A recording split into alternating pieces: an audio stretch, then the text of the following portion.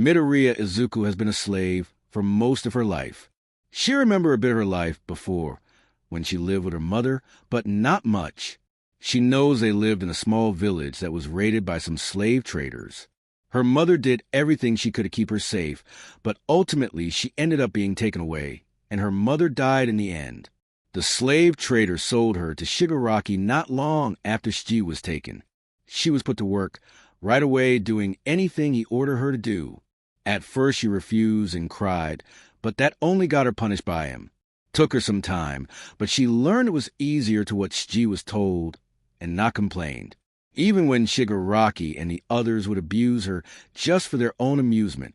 12 years later, she keeps her head down and her mouth shut to keep herself from getting hurt as much as possible. One day Shigaraki orders her to bring a small plate of food to a prisoner in the dungeon. She walks down the hallway quietly as her footsteps echo a bit.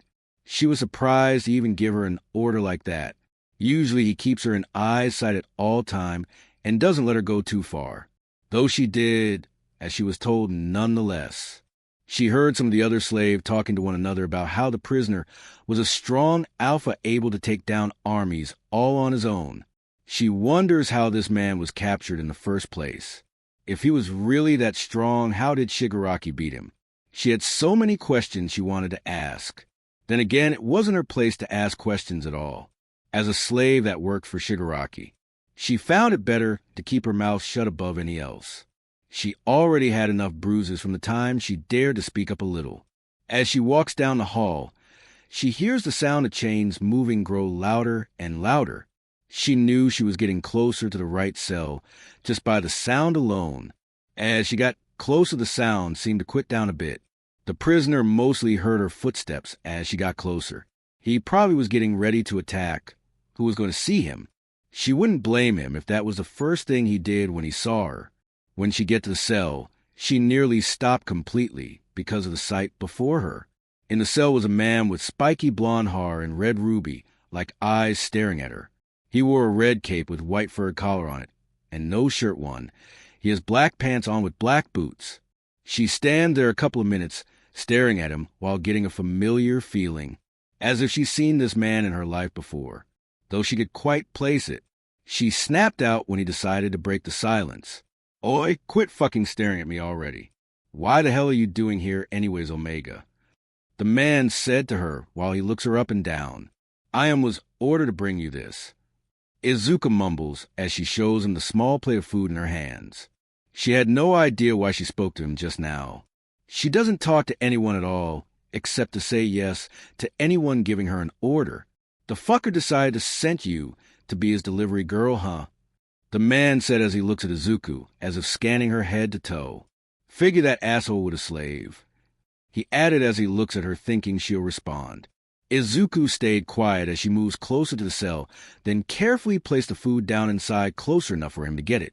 She feels his eyes on her the whole time. "Omega, do you got a name or something?" The man said to her as he continues to stare at her. Izuku looked at him a bit surprised that he asked her that in the first place. She looks at her for a moment, then quietly answers him. "Izuku, my name is Izuku. Katsuki Bakugu." The man said as she notices the complete disbelief look he has on his face as he stares straight at her. Katsuki was speechless for the first time in his fucking life, because right in front of him was someone he thought died a long time ago. Deku was alive, and here of all places, holy shit. He still remembers the day they off meet as it was only yesterday and not 12 years ago. His tribe was located in a forest right outside of a small village. He would often go into the forest to play or just to get away from his parents when he had a chance. That where he met Deku on one time he was in the forest. He managed to sneak away when no one was looking and made it into the forest. He walked away a little bit while he smirks, then stopped when he heard someone humming. He quietly moves closer to the humming to see who it was. Once he got to a small lake, he saw a girl around his age sitting at the edge of the water. To say he was surprised was an understatement. He looks over a bit to see if there was anyone else with her, but she was surprisingly alone. After a moment, he slowly made his way over to her quietly. Once as he was close enough, he noticed dark green curly hair she has. "Oi," Katsuki said as he get only an inch away from her. He watches her yelp out of fright and jump back a bit. Who are you, and what are you doing here? He asked her as he noticed her bright green eyes and freckles across her cheeks. Am I Izuku Midoriya? Who are you? She stutters out nervously as she trembles as he stares at her. I'm Katsuki Bakugu. Now, why are you in my forest, Deku? He said to her, while he noticed some mud on her dress. My name is Izuku, not Deku, and what do you mean your forest? You don't own it. Deku said softly while she stand up from where she was sitting. Yeah, I do. My tribe lives in this forest. So we own the whole damn thing. You the one who shouldn't fucking be here. I know you're not from my tribe. Katsuki yelled out as he looks down at her. He wanted to know where the hell she came from since he know there no other tribe closes by. My village is right outside the forest. I come here almost every day. Deku mumbled as she pats her dress a bit. Some dirt falls from her dress. Katsuki looks at him, a bit surprised by this. They're a dumbass village right outside the damn forest, huh? He said while Deku nodded to that. Why haven't I heard about it till now? Katsuki added, still a bit surprised since no ever talk about any village outside the forest. It a pretty small village. Maybe that's why they didn't tell you. But why are you in the forest? Deku asked him as she looked up and down a couple of times. It seems as if she noticed his clothes were different from hers. I come here to clear my head when the old hag is getting on my last damn nerve. Katsuki said as her crosses arms over his chest as he huffs. Old hag. Deku asked as she tilts her head, slightly confused by who he means. My mom, dumbass. Katsuki basically yells at her as he looks at her like she's stupid. Why are you so mean to call your mom that? Deku gasped as she stares at him like he grow a second head. Because that what she is. Why wouldn't I call her that? He said as he stares at her, slightly annoyed that she even asked him that. Still, you shouldn't call her that. It's disrespectful and mean. Deku yelled as she waves her hands around in the air. Whatever. Why do you come to the forest anyways? He asked, a bit curious, since it seems like Deku gets along with her mother. I like to come to the lake and watch the fish swim around in the water. I also come to pick some flowers for my mom to make medicine for the townspeople. Deku said as her eyes beam as she talks nonstop about her mom medicine shop in the small village. It seems as if she could talk his ears off completely. They always come to her when they're not feeling well. She helps them get better in no time and makes sure they're okay every time. She started teaching me Everett Dash. She stopped talking when she feels a hand on her mouth. I get it, damn Deku, can you shut up for a damn second? Katsuki groaned as he keeps his hand over her mouth for another moment, then moves it. Sorry, Kakin, I got excited. Deku said softly as he stared at her. The hell did you just call me? He yelled at her. Kakin, since you keep calling me Deku. It only fair I give you a nickname too. Deku said softly while she puts her hand on her hip. Fine, whatever, stupid Deku. He said, knowing he can't argue with that. He noticed it was getting late, and his parents would look for him soon enough. Damn it, I need to head back home, or my parents will find me. Katsuki said as he stares at Deku. Oh, I should head back before my mom gets worried. Deku said softly while she looks at him. Can I meet you here tomorrow? She said softly while she looks at him, a bit hopeful. As if I wasted my time with you, stupid Deku. Katsuki said as he turned around and hurried back to his home before she could respond. Despite what he said, he showed up the next day to find Deku waiting in the same spot waiting for him to show up. From that day on, they always meet there at the same time and spot every day without fail. They would explore in the forest together, telling each other about what happened in their lives, and even go as far as show one another the way to their home. They grow closer with one another every day that passed. Before he knew, a year had gone of them spending time with you on another. Those days were some of the best in his life. He didn't want them to end. Sometimes about Deku made him feel happy, and like he could do anything when he was with her. He was too young to realize it at the time, but he was slowly falling for her. He hoped that he'd always be by each other's side. The day he found out her village was raided and destroyed broke his heart. He arrived at the same spot to find Deku was nowhere to be found. He was confused since Deku was always there waiting for him. He sat down thinking she was running late since she helped her mom out a lot. Hours pass and Deku still didn't show up, but stayed put in case Deku show up. After a while, he hears footsteps approaching, then gets excited, thinking it was Deku finally showing up. His excitement disappeared as soon as he saw both his parents looking at him. "Damn, brat, what the hell are you doing out here this late?" Mitsuki yelled as she walks over to him. "Katsuki, you had us worried sick. Why are you out here this late all by yourself?" Masaru said in a lighter tone as he looks at his son, relieved that he was all right. Katsuki didn't say anything to that, since he's never told his parents about Deku. He didn't know if he should tell them now.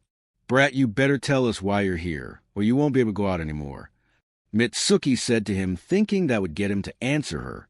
"Fine, I was here to meet Deku," Katsuki yelled out as he stares right at them. Both of his parents look at him, confused by this. They look to one another for a moment, then turn their attention back to Katsuki. "Katsuki, who Deku?" Masaru asked him, a bit worried on what his son would answer. "Deku, my friend. She always meets me here every day, but she hasn't shown up here. I think something wrong," he said softly as he tries to think of a reason on why Deku didn't show up. "She always showed up and never missed a day to hang out with him. Maybe your friends was busy, brat. That probably why she didn't show up. Besides, where does she even live?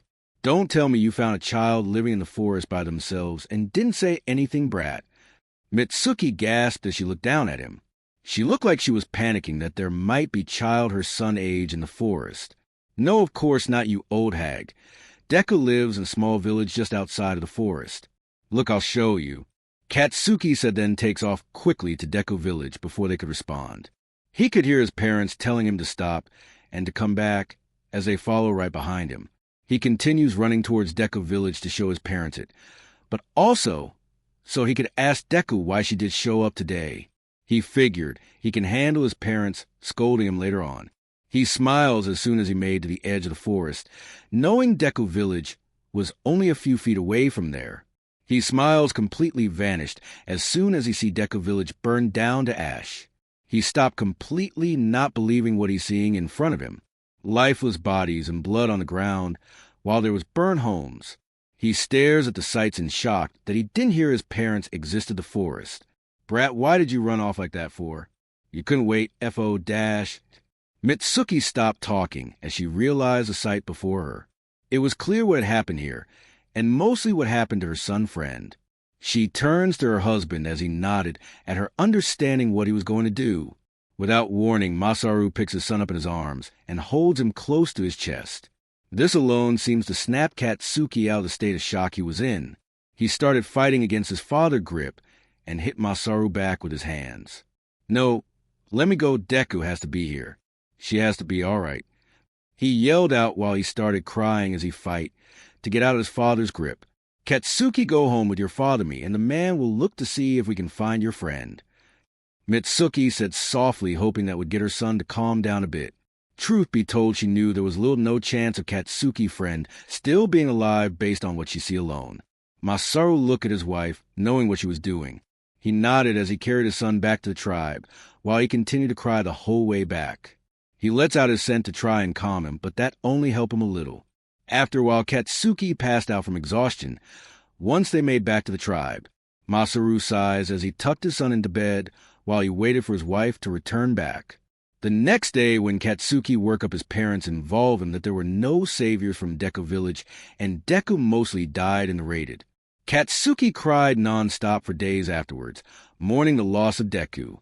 Over time, he slowly came to accept Deku death, and 2 years later, he presented as an alpha. He trained to become one of the strongest fighters in the village through the years. Thou he never forget about Deku, and still wish he was by his side. He slowly moved on from everything, and hoped that Deku was in a better place. That all came crushing down as soon as the Omega in front of him tell him her name. Out of all the way he thought he would see Deku again, this definitely wasn't one of them. He noticed the bruises on her arms and the collar around her neck. He slowly put together what Deku was doing here, or more accurately what she was here. Saying he was pissed was an understatement. Izuku not sure why, but the Bakuga growls and released so much angry scent filled the room. It was strong enough that it burned her nose and made her feel on edge. Had she done something wrong for him to get angry with her? She lets out a small whimper without thinking. That seems to snap Bakugo out of his thoughts. He immediately stopped growling and releasing his scent while he stares at her. He looks like he's about to say something, but Izuku cut him off. "I'm sorry I anger you. I'll leave you alone," Izuku said quickly as she stands up right away, then runs back down the hallway quickly. "DKU, wait, come back, please." Izuku could hear Bakugo yell as she runs off. Though she isn't sure he called her Deku. Was he making fun of her? Why did he feel so familiar to her when she doesn't recognize him? Could he be someone she knew before she was a slave? Izuku shakes the thought out of her head. As soon as she exited the dungeon, she walked down the hallway back to the kitchen quickly to pick Lord Shigaraki meal before heading to his office. On the way there, she notices Toga and Dabi walking down the hallway. She stopped and stepped to the side and shows off her neck as they walk by her. She knows not to get in the two-way and to submit, or else that there would be trouble. Toga glances at her while she smirks, but continues on her way with Dabi. As soon as the two turn the corner, Izuku sighs in relief. She was expecting at least one of them to do something, but it seems like they're busy. She continues on her way to the kitchen quickly after that. When Izuku arrives in the kitchen, she sees the tray of food meant for Lord Shigaraki. She knows which one it is because Shigaraki asks for a specific meal each day. She carefully picks it up to make sure she doesn't burn herself. As soon as she has a good grip on it, she heads down the hallway to his office. Izuku walks up to the door of office as she hears people talking inside. She looks in to see Toga and Dabi chatting with Shigaraki about something. "I told they look a lot better in blood," Toga said excitedly while she has that same smile Izuku always found unsettling. She was leaning against Shigaraki's desk as she hovered her upper body above it. "You know, they need to be alive long enough to answer our questions, right, Brat?" Dabi said as he looked over at Toga. He was standing directly in front of the desk. Izuku blocked out the rest of their conversations right after that. It not like knowing this information would help her in any way. She lightly knocked on the door to get their attention, then shows her neck again. They stopped talking, then looked over at her. Toga giggles as soon as she stands up straight again on the side of Shigaraki's desk. "It's about time you show up with my food, slave," Shigaraki said as he looks up from the papers he was going over. "Don't just stand there, bring it here," he had, looking at her rather annoyed. Izuku moves her head, so her neck isn't showing anymore, then slowly walks over to him. She makes her way past Dabi and Toga without making eye contact with either of them. As she was about to round the side of the desk to put the food right in front of Shigaraki, Toga kicked her legs out from underneath her, causing her to fall and drop the tray. The sound of glass shattering echo in the room as Izuku moves her head up to see where everything fell. To her horror, food landed on the desk, but worst of all, it landed on Shigaraki as well. The food had left stains on his clothes and his gloves. "I am SOS Sword Izuku tried to apologize, but stopped as the sound of slap echoed in the room. The next thing Izuku knows, Shigaraki grabbed her by her hair and pulled her upward. "How dare you steal my food on me, you worthless Omega!" Shigaraki yelled at her, then punches her hard enough to send her back a few feet. Izuku barely has time to process the pain in her right eye. Shigaraki kick in the chest. She gasps, then shuts her eyes while he kicks her some more. After a moment, he finishes, stopped, and looked down at her while he glares. "Clean this mess before I return or else," Shigaraki said, then turns his back to her and walks out of the room, leaving her bloody and beat on the ground. Toga giggles as she goes over to Izuku, then crouches down beside her. "Izuku-kun, you look so pretty beaten up and bloody. I knew Tamura will beat you if you spilled his food on him," Toga said excitedly as she smiles at her with a light blushes on her cheek. Izuku isn't surprised Toga would often make her mess up any task Shigaraki told her to do. For some reason, Togs love to see her blooding and beat up. She doesn't know why other than Toga love it. "Come on, Toga, don't break the Omega too much. Tamura will be mad if his toy breaks," Dabi said as he glanced down at her with a blank face. Fine, but you know I can help it," Toga said as she stands up straight. They both leave the room after that, closing the door behind them. Izuku slowly sits up even though her body is screaming in pain. She knows that she has to clean up the mess quickly or else Shigaraki will punish more. Izuku quickly picked up the tray, then gathers all the shattered pieces from the place. She winces a bit as some of the pieces cut into her hands, but continues to clean. She picks up the food and puts it on the tray as well. She pulled out a rage from her pocket, then wiped away and stain on the floor and desk.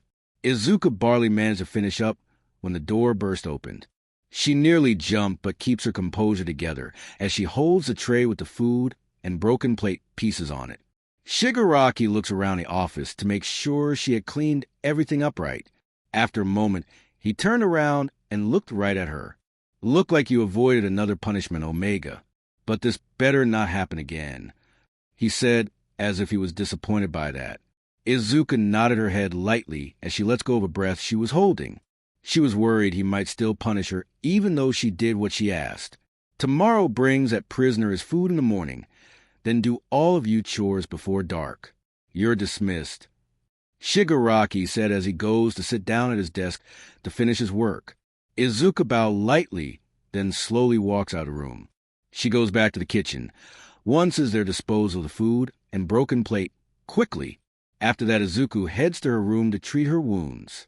She heads to the walk at the end of the castle and goes up the stairs to the door on the right side. She opens it up and head goes in and closes the door right behind her.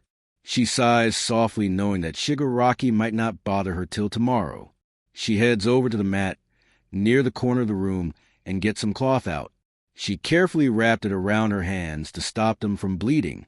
She knows that even after they heal, they'll leave scars on her hand, but she doesn't mind since she's got a lot already. Oddly enough, she has this room all to herself. Meanwhile, the other slaves share a room. She figured this was Shigaraki's way of isolating her more.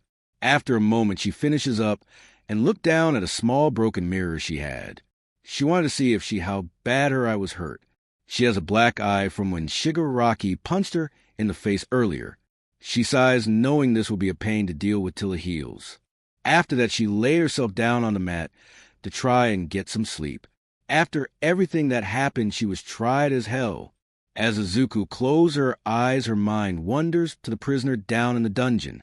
She doesn't know why he feels so familiar to her, but she might get some answers tomorrow. All she can do now is wait until then, and hope he doesn't get angry with her again. The next morning, Izuku gets up as soon as the sun rises to get Shigaraki breakfast. She heads down the stairs quickly and across the castle to the kitchen, practically running the whole way. She goes into the kitchen and grabs a tray meant for Shigaraki. She winces a bit from the cuts on her hand, but manages to get a good grip on it. She heads straight to Shigaraki's room on the east side of the castle. As soon as she gets there, she opens the door, quietly then walks in. She keeps her footsteps as quiet as possible, knowing better than to wake Shigaraki up. She carefully set the tray on the bedside table to make sure not make any noise. She quietly walks out of the room after that. As soon as she outside of the room, ABD closed the door behind her. She lets go of a breath she was holding. She gives herself a minute before she calmed down, then heads over to the kitchen once more to get some leftover from yesterday and the prisoner for. As soon as she gets to the kitchen, she sees the prisoner food barley has any food on his plate. She doesn't know why, but she puts some of her food on his plate. She eats the food she's left for herself quickly, then heads down to the dungeon. She started to get nervous as she thinks about their meeting yesterday. Izuku hoped that she wouldn't anger him this time, but she knows those chances might be slim, though she remains hopeful that she will get some answers from him today. In the morning, Katsuki slowly wakes up when a few drops of water fall onto his face. He grunts as he wipes the water from his face. He looks out the small window near the roof of the room and notices the sun hasn't even rises yet. He sighs as he thinks back to his meeting with Deku yesterday evening. A part of him still couldn't believe that she was actually alive, though he didn't think being captured by those assholes would lead to this. He goes hunting by himself farther out more from the tribe than before, only for that crazy-ass bitch and scare bastard to get the jump on him. Next thing he knows, he in the dungeon, and that crusty bastard mocking him right outside the damn cell. Though in a strange way he's grateful since he finally found Deku, but he wished he didn't find her in this crusty bastard castle of all fucking places. He could only imagine what that asshole was doing to her while she was here. Shigaraki wasn't known for being kind and caring.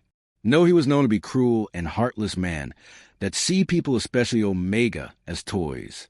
Rumors about him buying Omega just to work and abuse them till they die.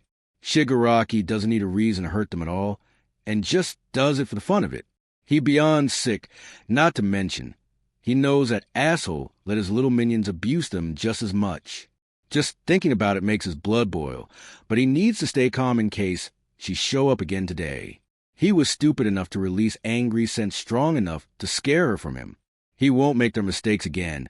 He needs to be as calm as possible. He knows the idiots from his tribe are mostly on his way to save him, since he's gone missing. He can escape from here and take Deku back to the tribe where she'll be safe. But question is, can really he wait that long for Shitty Hair and the other idiots to save him? He doesn't know how badly Shigaraki is treating Deku. It might go too far, and she might not survive. Hell, he wasn't sure how much longer she'd be able to endure from their treatment. If the bruises on her arms and by how skinny she looked all but confirms what he thinks. The sound of footsteps snapped him out of his thoughts. He looked over at the bars to the cell, then moves closer to them, so he's sitting by them. He hopes at Deku again so he could talk to her by the footstep sound off as if someone was limping. When the people came in, he smiles as he noticed it was Deku. He was grateful that she came back again, but his smile disappeared when he noticed the state she was in. Deku had more bruises on her arms, while her hands were wrapped in cloth stained with blood, not to mention the black eye that she has now. Katsuki was pissed off as he think of that bastard that did this to her.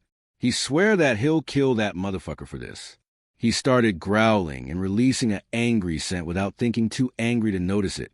A small whimper snapped him out of it completely, and he looked over at Deku as she trembles and shows her neck in submission. Shit, he fucking did it again. He needed to calm down quickly. I am sorry are you upset. Why you, sir? Deku stutters as she slowly gets closest to the bars and carefully places the food closest to him. She keeps her eyes on him at all time, as if she expected him to hurt her. Katsuki slowly moves his hand out towards her face. Deku flinched as if she was expecting to be hit by him. He gently puts his hand on her cheek as he looks at her. It's all right, I'm not going to hurt you, Deku, he said in soft tone while he watches her eyes widen from that. She was still trembling even as he holds his hand on her cheek. He carefully moves his thumb on her cheek as he releases a calming scent to calm her down more. After a moment, she slowly stopped trembling and relaxed a little and hold. Why you keep calling me T that? Deku stutters out as she look at him strangely for how he's acting. That was what I used to call you all the damn time when we were brats. Do you fucking forget about me, Deku? He said softly to her, while he looked as hoping she would recognize him. Sorry, I don't remember anything other than being taken from my village and then my mom. Deku said as she stutters a little bit there. She closed her eyes as her body tense up as if she expected him to be mad at her. Damn assholes really did a number on you, if that's all you can remember. Don't worry, idiots from my tribe will find me, and we can leave from here, he said softly as he looks down at her. Mostly of his attention is on her black eye and the other wounds on her. He wanted to know if that bastard is responsible, but he worried that might be pushing it too far. That not possible for YU to do sir. Don't say something like that. Again, Lord Shigaraki might hear you. Deku stutters out as she looks at him completely terrified. She turned her head towards a hallway she had walked down a few minutes ago. She looked as if that bastard or his friends will show up right away. He's not here. It just is all right. No one can fucking hear us from down here. Katsuki said to make sure she knows that they're completely alone. He gets why she would be fucking worried. That asshole probably made it clear to her that there's no way to escape this place. He gonna make damn sure that they're getting out of this hellhole. Why you don't know that? Lord SS Shigaraki always has a way of finding this kind of stuff out. Deku said as she turned to face him again. At last I tried to escape, he found out and he. She said, then stopped herself as she started to shake and cry a little bit. Did he hurt you, Deku? Katsuki asked her as he released more of a calming scent to calm her down. He's never been good with tears, but he'll be damned if he doesn't at least try to calm her down. If I MMS you up in order, I'll be punished for it, even if I'm not to blame for it. Deku said softly, without stuttering on the last part. He noticed her. She calmed down slowly and leans into his hand little by little. "I promise we'll get out of this hellhole, Deku," he said, wanting her to know that he would find a way out of here, either with the idiots or on his own. Deku looks at him, completely stunned that he said to her. She slowly seems to move away from his hand after that. "Please don't make promises you can't keep," she said softly while she keeps her eyes on the ground in front of her. He looks at her, taken aback, when she didn't stutter that time, but doesn't pay it much mind. "Believe me when I say I don't half-ass anything, Deku. I'll get us out of this damn place. I'll make sure that bastard never hurts you again," Katsuki said as he smirks at her, while she looks at him like he's gone completely insane. "He'll make sure to get her away from this place, and give that crusty bastard a beating as well. Not just him, though. Oh no. Those assholes won't know what fucking hit them as soon as he's out of this damn cell. He's completely insane." Izuku thought as she looks at Bakugo dumbfounded. How can he say something like that so confidently and without any fear? Does he not realize whose castle he's in now? What Lord Shigaraki is capable of? How C can you say as something L like T that? L Lord S Shigaraki can kill. Will you just for saying T that? Izuku said as she stutters a bit, thinking of what Lord Shigaraki would do if he was here now. Stop calling that crusty bastard Lord. That sick fuck doesn't deserve that title at all. Bakugo said as he huffed. He kept his hand near her cheek as he looks at her.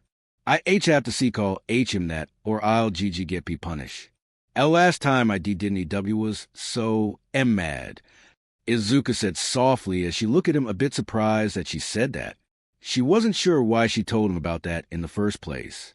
For some reason she feels as if she could tell him anything. Maybe that how the two of them were when they were little kids. "That bastard punish you just because you didn't call him the right name. God, that asshole going to get his ass beat as soon as I'm out of this damn cell," Bakugo said as he light pull on the chains. He can't be serious right now. Does he really think he stand a chance of defeating Lord Shigaraki? Izuku thought his look at him as if he's insane. He must have read her mind or something before she could say anything. He cut her off. "Yes, I can beat that asshole. I'm one of the strongest warriors ever, don't forget it," he said as he smirks at her. "If that's so, why did you get C captured in the first place?" Izuku said softly to herself as looks at him. Her eyes slowly widen when she realized what she said just now, then covers her mouth. Why in the hell did she even say that? She knows better than anyone not to talk back to an alpha, especially not to talk to one like that. Before she could even apologize, Bakugo started laughing as he looks at her. She looks at him completely confused and a bit shocked that he's laughing. She thought he was going to yell at her just for saying that to him in the first place. "Damn, Deku, I wasn't expecting you to say that. Glad to see you haven't changed too fucking much since we were brats," Bakugo said once as he finally calmed down. He smirks as he looks at her. Izuku just stares at him, not really knowing what to say to that. She hadn't expected him to react that way to her saying to him at all. If anything, she thought he would slap her across the mouth for it. "As jackasses ambushed me while I was hunting," Bakugo continues as he smiles softly at her. "The damn asshole couldn't even fight me head on. Pretty pathetic," he said as he moves his hand to carefully tuck a curly strand of Izuku hair behind her ear. Izuku moved back, surprised by the gesture. It feels a bit strange since no one has ever done something like that before now. Though for some reason it feels familiar. She wasn't sure how to react to that at all. "Sorry, it's something I used to do when we fucking brat," Katsuki said softly, interrupting her thoughts. "After all this time, that damn strand never learned to stay behind your ear," he said softly while he smiles at her. "I've been never had tea time to make stay there." She stutters out as she glanced down to her hands wrapped up in the blood-stained cloth. Izuku never really had any time to do anything else but her chores and take orders from Lord Shigaraki and his minions toy most of the time. The only time she got was when she'd go to her room to treat her wounds and sleep. Even then it felt horrible since she was all alone with no one. She slowly got used to it over time, but doesn't mean she liked it. She wondered what would it be like to be around the other slave that were here. She doesn't think it would make that much of a difference, but at least she wouldn't be alone anymore. Izuku was so deep in thought she didn't notice, but Kugu gentle cupped his hand underneath her as he looks down at them. She looks up at him, a bit surprised that he'd done that. "What happened to your hands?" he asked as he keeps his eyes on her hands. "Aitatoga tripped me in making drop the plate of FF food for Lord Shigaraki. He made me clean up the mess quickly, or else I would get punished again," Izuku said quickly as she looks down at her hand. "Punish you again?" But Kugu said as he looks at her worried. She could feel him staring at her black eye. "He punished me for making the mess in the first place," she said softly while she trembled a little bit thinking about yesterday. She was about to explain how this was her fault, but Bakugu cut her off before she could. "That motherfucker and his asshole friends keep getting worse the more I hear about them," he said as he looked like he tries to remain calm, though she notices the rage in his eyes while he looks at her. She looked out the corner of her eye to make sure no one was there. She was still terrified of Lord Shigaraki hearing him and what he might do to the both of them. "Oi, trust me, I won't be in this fucking self along," but Kugu said softly while he looks at her. "And not as sure how you'll get out be Bakugu," she said as she looks away, then looks back quickly when she feels him flinched. "Don't call me that, Deku. It sounds weird as fuck when you call me that, and don't call me sir either," but Kugu said as he looks at her still a bit shocked. "Oh, to then Keikatsuki?" she asked, thinking she might have offended him by calling him. "Not that either, damn. You used to call me Kakin all the time when we were fucking brats." But Kugu, or rather Kakin, tells her while he light rubs the back of her hands. "K Kakin, why you want me to see call why you that F from N now on?" Izuku said softly as the name feels familiar to her. She was a bit nervous to see his reaction to her calling him this. That disappeared when Kakin smiles at her. "Hell yeah, Deku. Man, it feels good to hear that after all this time," he said as he held her hands gently in his. She couldn't remember the last time someone was this gentle and kind with her. She's gotten used to being hurt so much, she doesn't know how she should react to this at all, though she didn't mind it at all, since he had a way of calming her down. Izuku notices how the sunlight from the window in his cell showed a bit more than before. Shit, the sun was higher in the sky than before, which means it nearing the afternoon. How did she not notice how long she been here? She never loses track of time so easy. "I have to go," she said softly as she moves her hands away from Kakin quickly and stands up. "Oh, wait, what wrong?" Kakin asks while he looks at her worried, as if he did something wrong. "I ain't in need did you get my sea chores done for tea today, or else I'll be punished." Izuku stutters out as she tensed up a bit. The last thing she wanted was to give Lord Shigaraki and his minions a reason to punish her. "Will I see you again, Deku?" Kakin asked as he stands up, then puts his hand on Deku's cheek. Izuku notices Kakin was nearly a feet taller than her now that he was standing. She got nervous for a second, but that melted away when he rubs his thumb against her cheek. "I'm not sure I need to see if Lord Shigaraki orders me to. I can't see come hear you unless he tells me to," Izuku said as she leans into his touch a bit. "Okay, just be careful, Deku. I hope I see you again tomorrow," Kakin said as he smiles softly at her, then slowly moves his hand away from her. Izuku nodded, then heads down the hallway quickly. She moves as fast as she could, even with her injured leg, to get out of the dungeon. She needs to get started on her chores right away since she was in the dungeon for a long time. After she gets to the door of the dungeon, she slowly opens and peeks in the hallway to see if anyone there. She lets go of breath she was holding, then heads down the halls quickly to get the cleaning supplies. Hopefully he's not up yet, Izuku thought as she get what she needs in the supplies closet to get a bucket and scrub brush. She usually scrubs the floors every morning before he get to the office. She fills the bucket up with water and adds a bit of soap quickly, then heads over to Shigaraki. Once as she arrived at Shigaraki office, she moves close to put her ear against the door to listen. She didn't hear anyone on the other side of the door, then relax a little bit. Glad he decided to sleep in today. Better get going before he shows up. She places a bucket near her, then drips the brush into the bucket. She holds it over the bucket for a sec, then quickly starts scrubbing the floors. Izuku winces in pain a bit from the cuts on her hand, but continues. It doesn't matter if her hands hurt. She knows that she has something worse to deal with if she doesn't hurry. She almost done when she hears footsteps approaching her. She frees up, knowing Shigaraki won't be happy about this. She keeps her head down as kept scrubbing the floor, a bit more knowing it was useless. As she moves the brush across the floor, the footsteps stopped right in front of her. Without warning, Shigaraki steps onto her hands while looking down at her. Izuku tried to keep herself from wincing in pain as he looked down at her. "Didn't I tell you I want the floors clean before I get here?" Shigaraki said as he pressed his foot down slightly more than before in her hands. "Yes, sir," Izuku said as her voice cracked a little from how much pain she's in. "Then why aren't you done yet?" Shigaraki said, irritated that she wasn't finished yet. "I'm sorry, sir." Izuku yelled out, knowing it was better to apologize than explain herself. She couldn't tell she was in the dungeon talking to Kakin. Shigaraki would be beyond mad at her. "Lucky for you, I'm feeling generous. So I'll let it go for now, but next time I won't be so nice." Shigaraki said softly as he took his foot off her hands. He scoffed down at her, then walks into the office. Izuku breathes heavily, then takes her hands off the brush. She looks down to see the cloth around her hands have more blood stain than before. Looked like Shigaraki stepping on her hand irritated the cuts on her hands more.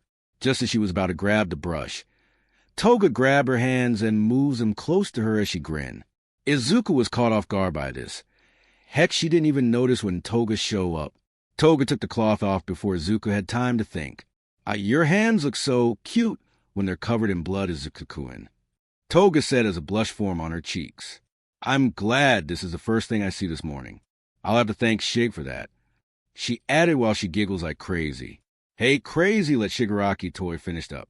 You can always cut her later if you want to see her bleed more." Dabi said, annoyed as he looked at the two of us. "Great idea, Dabi. Maybe I can ask Shigaraki for a day, just to cut her up a bit." Toga said excitedly, as if she was a little kid getting a new toy. "As long as you don't go too crazy, I doubt he'll have a problem with it. Just don't cut up his favorite toy too bad." Dabi said as Toga lets go of her hands and stands up. Izuku lets herself relax for a sec before Dabi kicks the bucket, making the water splash all over Izuku. Her clothes covered in water now, and her hair dripping wet as well. He grins as he and Toga go into Shigaraki's office. She sighs as she re-warps the cloth around her hands and cleans up the mess. She relieved that all they did to her this time instead of punishing her. Though she can't help but think back to talking to Kakin early. How the heck does he think he can escape from here? She thought to herself as she continues cleaning, though hoped she'll be able to see him again today. Katsuki was restless throughout the day, thinking if Deku was all right. He didn't want to let her go, but he knew if that bastard found her here it wouldn't end well. Though that didn't make sitting in this fucking cell any damn easier. Hell, for all he knew those assholes were torturing her while he sits on his ass. It made him uneasy as hell, not knowing if she was all right or not. He might need to escape on his own and meet up with Shitty Hair, and the rest if they take too long. He looks down at the chain on his wrist to get a look at Locke. He could probably pick it if he finds something sharp enough to do so. Though the chances of that aren't really likely, but he'll find a way, he always does. Hell, he's had to deal with worse in the past. Katsuki sighs and eats rest of the food that Deku had given him earlier. He noticed there was more food than last time he was given some. It's a bit weird, and he played to ask Deku about next time he see her. He hoped she wasn't stealing food for him, since it could get her in serious trouble. He doesn't want her to get beaten for trying to help him. He leans his head against the wall as he looks out the small window in the cell. The sun was setting, meaning it would be nighttime soon. Damn, how the hell did he lose track of time? He usually pretty good at stuff like that. He leans his head against the wall, then closes his eyes. It better to save his strength for the time being. He go to fucking needed to break that crusty bastard face when he out of this damn cell.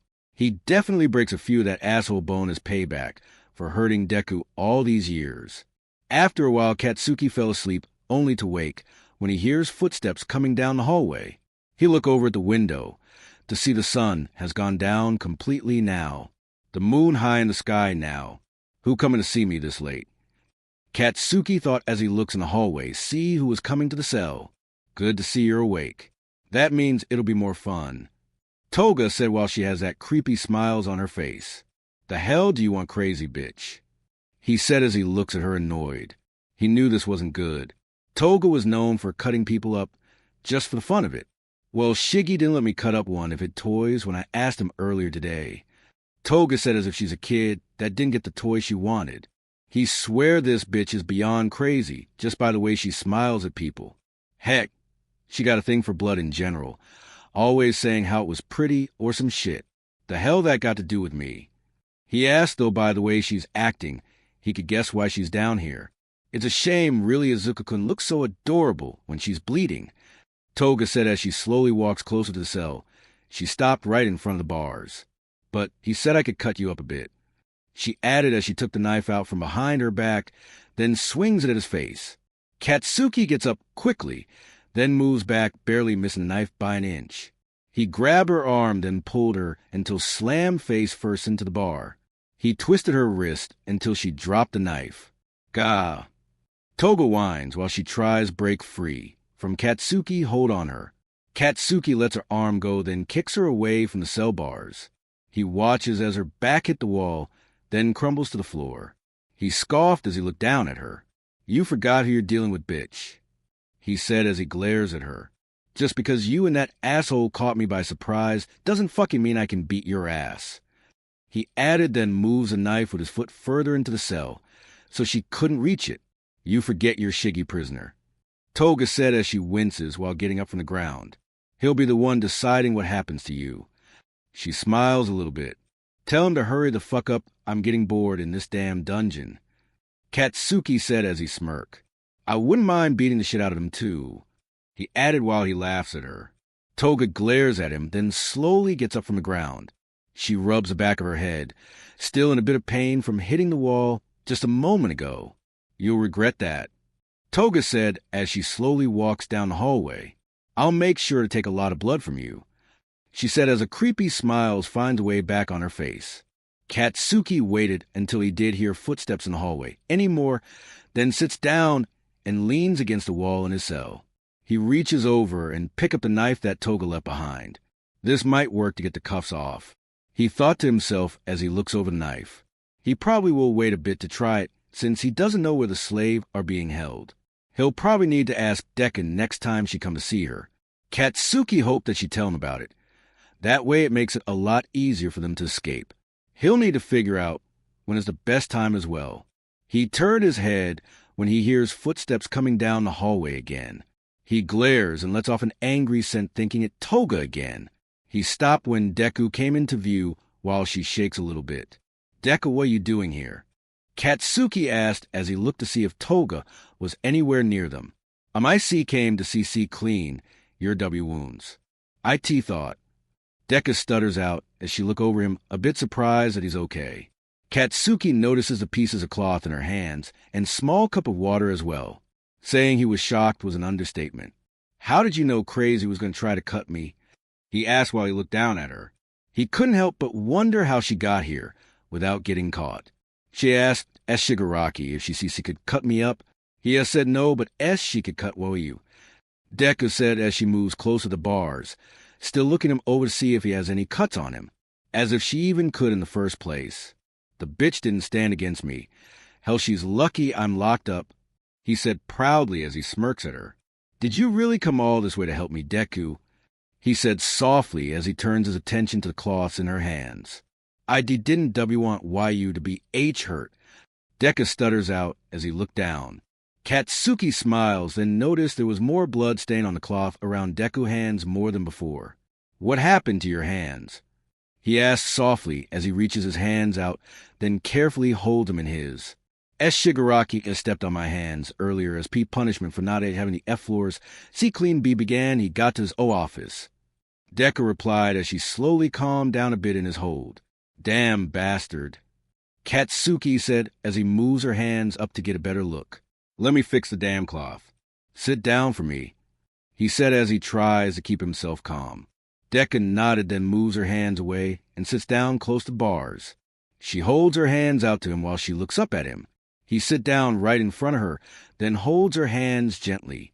He carefully unwrapped the cloth around her hands. When he finishes, you see the cuts and how her hands are covered in blood. He keeps himself calm as he gets one of the other cloth, then slowly wrapped around her hand. He careful not to wrap it too tightly, so it won't hurt her hands more. There, that should be better. Katsuki said softly while he smiles at her. He holds her hand and is a part of him, not wanting to let go yet. Thank you, Deku said without stuttering for once. He a bit surprised by it, but it might be a sign that she doesn't fear him. It not a big deal, Deku. You should get back before another slave tell that asshole you snuck out, he said as he glances down the hallway every now and then. He was worried the bastard and his fucking minions will show up any second. He doesn't need to give them another reason to hurt Deku more than they are due. Oh, you don't have the W worry A about that Kakin. Deku replied softly while she dismissed his concerns. Hell, yeah I do, just because another slave might not tell on you doesn't mean a fucking guard won't hesitate to tell that bastard. Katsuki said, worried evident in his voice as he looks at her. No, I mean there no one to tell him I'm not in my R room. Deku yelled out a bit panicked. Her voice echoed in the dungeon a little as well. What do you mean, Deku? He asked, confused as to why there no one tells Shigaraki Deku isn't where she's supposed to be. I don't sleep W where the other slave do. Deku replied, nervous as she looks down at the ground. I have my own R room at the west side of the sea castle. She added as she trembled a little bit. The fuck? Why did that asshole put you in a room by yourself? Katsuki said as he looked at her confused. Why he does. It not like I can ask either. He keeps me see clothes by him to the day. I don't get see chance to talk to anyone at all. Deku replied as she notices he wasn't upset like she thought he was. I heard the other SS slave talk once. Apparently he's never done this before now. She added while she looks at him. This didn't make fucking sense. Why the hell would that bastard keep her isolated like that? If he's never done that to any other slave, why the hell would he be starting now? Not to mention keeping her close to him as well. Something definitely wasn't right. That much was fucking obvious. What fucking reason could that asshole have for keeping Deku on a short damn leash? Hell, he's only heard about shit like this from Alpha that are controlling over their damn own dash. Way to fucking minute. Deku does that bastard or his minions ever say or do anything weird to you throughout the day? Katsuki asked her as he looked at her worried. He or the others W will say I'm his favorite toy at tea time. And never heard about him saying that about everyone else. Deku replied as she looked at him a bit confused on why he was asking her this. He'll also stare at me while I W work. I could always feel his eyes on me W while I'm doing my sea chores. Deku replied as she tell him about this. I looked back at him once, and he was grinning at me. She added while she get a bit nervous, just saying out loud. His favorite toy, staring at her while he grins. Katsuki didn't think he could hate Shigaraki more than he already does, but this make him want to kill him in the most painful way. That bastard basically saying Deku was his omega, not just as a slave, but also as a fucking mate. That would explain why he act that way towards Deku. The fucking bastard letting everyone know that she for him and him alone. That explains why he didn't let that crazy bitch cut her up in the first place. If that bastard think he can claim Deku without any fucking consequences, then he has another thing fucking coming. Is there anything else you can think of? Katsuki asked, though he's pretty worried about she'll say. He's barely able to keep himself under control as it is. He's not sure if he'll be able to stay calm if that asshole did anything else to her. He couldn't tell she was getting nervous by the way she was trembling slightly. He'll try to keep himself calm for her sake. He'll get see clothes to me W while I'm doing chores. I remember this one time he had nearly pushed me against the B bookshelf as I was putting book B back onces. Deku replied as she trembled a little bit. She could tell something was wrong, but couldn't figure out what. That motherfucker. He's fucking dead as soon as I get out of this damn cell. Katsuki yelled as Deku flinched back away from him, shaking more than before. He knows he's releasing an angry scent as well as growling. Heck, he can hear it echoing in the damn dungeon. That doesn't mean he gives a shit. That basically pushed him over the fucking edge. He'll fucking make sure that asshole ABD his fucking minions pay for everything. He'll make them regret what they did to Deku. He'll dash. Katsuki snapped out his thoughts when he smelled something mint and sweet in the air. He blinked a few times as he stopped growling and releasing his angry scent. The smell slowly calms him down bit by bit. The hell is this? He looked over as he noticed Deku was releasing a calming scent in the air. He could barely believe his eyes as he looked at her. He didn't think Deku would be able to calm him down, but he's grateful she did. He could have gotten the both of them caught by yelling and growling like that. He was too fucking angry to think about what he was doing. This was still fucked up, though. He's supposed to be the one worried about her, and keep her calm until they escape, not the other way around. He'll need to keep himself under control better if he wants to keep her safe. Though to do that, he'll have to find a way out of here sooner than he fucking thought. He will if it mean it'll keep safe Deku from the fucking bastard. He's willing to do whatever it fucking takes to keep that bastard from laying a fucking finger on her. Izuku doesn't know why Kaken was angry, but she needed to calm him down quickly. She trembled as she tries to figure what she should do. She thought reaching out and holding his hands might help, but by the way he's growling, that would be a horrible idea. Still, she couldn't wait. If he keeps this up, one of the Garads will tell Shigaraki. Izuku sighs, thinking this is a long shot, but worth a try. She slowly released a calming scent in the air as she shows her neck in submission. She's never done this to anyone before. Heck, she's not even sure how this will affect him, though it could make so much worse than they already are. She'd take that risk to make sure he won't get killed. After a moment, Kaken stopped growling and releasing the angry scent in the air. He stares at her completely shocked, as eyed he wasn't expecting her to do that. Izuku couldn't blame him since she didn't think she ever try something like this. Heck, Izuku was always scared to release her scent around anyone. I'm sorry I shouldn't have done that, Izuku said softly as she stopped releasing her scent into the air. Don't apologize, I should be the one saying sorry to you, damn it. Kaken replied as he rubs the back of her neck. I should have kept my anger under control, he said as he sighs. Why did you get so angry like that, though? Is it B because of W what I said A about as Shigaraki? She asked as she slowly moves closer to the cell. She sits down in front of Kaken as she looks at him. Of fucking course. The way that bastard treats you isn't fucking right. Kaken replied as he moves a bit closer to the bars. I know, but it not L-like I can see complain or see change it. Izuku said softly as she sighs and looks down at her hand. I did ditto once, and it didn't end well. She added as she looks at the scars and bruises on her arm. Izuku learned it was easier to just let Shigaraki do what he wants with her. That way Shigaraki won't hurt her more than he usually does. She figured out why he was acting that way a long time ago, but she knows she can't stop him. Luckily, he hasn't gone any further than what she's told Kaken, though she doesn't know when he might. Izuku trembles a little bit as she thinks of what Shigaraki might do to her. She stops when Kaken lightly grabs her hand while he looks at her. I swear I'll get us the fuck out of here before that bastard has a chance to try anything. Kaken said softly while he smiled softly. I'll make sure that bastard and the rest of those assholes never hurt you again. He added as he places his hand on her cheek. How can you say as something L like T that W without F fear? Izuku asked him, still not understanding how he can say that. It seems as if Kaken wasn't afraid of anything. A part of her wishes she can be like that.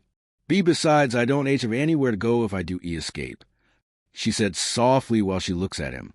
She not sure where she could go that Shigaraki won't find and drag her back. Fucking easy, since I know I can beat him. Remember that crazy bitch couldn't handle me in chains. I doubt any of those fucker can.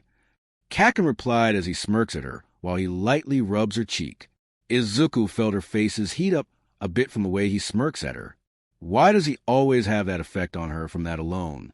I'll make sure to take you back to my tribe afterwards. Those fuckers won't be able to find you there since it's hidden from the rest of the fucking world, Kaken said softly while he watches her lean into his touch. W, would your T tribe even A accept an O outsider, though? She asked, thinking of how Kaken tribe might react to him bringing an outsider into the village. They won't have a problem with it. If anyone fucking does, I'll handle it. Kaken answered her without missing a beat. Trust me, Deku, no one fucking dare go against me, he added as he moved some of her hair out of her face. Won't YU get in tea trouble with the sea chief of the tea tribe? I don't want them to be mad at you, Izuku said as she looks at him worried. She wasn't sure how it worked, but she'd rather not cause Kakin any trouble. Not like I can't handle the old hag. She always bitching at me for something. Kakin replied as he smiles at her. Old hag. Izuku asked, confused by what he meant from that. Oh, right, you don't remember. Kakin replied, realizing she didn't know what he meant. Old hag is my mother and chief of the tribe. I told you about her when we were brat. He added while he smiles at her. Your mother, the sea chief. Izuku said as she looks at him, completely stunned by this. Wait, you shouldn't call your mother that. She added after realizing what Kakin said there. Kakin busted out laughing and holding his stomach. Izuku looked at him a bit confused by this reaction, since she doesn't see what's so funny. Damn, Deku, you said the exact same thing when I fucking told you as brats. Kakin said as he slowly stopped laughing there. Still though, don't worry, old hag is bitching at me for something else. She won't mind me bringing you to our tribe. He added while he smirks at her. Why is em mad at you? Izuku asked, curious on why Kakin mother might do that. Old hag wants me to fucking find a mate already. She been getting in my damn last nerves because of that shit. Kakin replied, sounding annoyed by that. Oh, I see. Hopefully you find someone soon. She said to him as she looks at him a bit surprised. She didn't expect that to be why he was in trouble with his mother, though it did make sense in general. She won't anymore. I already found someone. Kakin replied as he smiles at her. Okay. Izuku said a bit disheartened. She doesn't know why she felt a bit pain in her heart from him telling her that. Don't worry about it too much, Deku. Kakin said as he smirks at her. I'll get us the hell out of here soon. He added as he leans against the wall. Izuku nodded as she keeps her emotions in check. She sighs as she looks over the window in Kakin's cell. I should be getting back at G getting late, and I need to be up early as usual. She said softly as she slowly stands back up. Be careful of the Garads. Don't want that fucking bastard hurting you at all.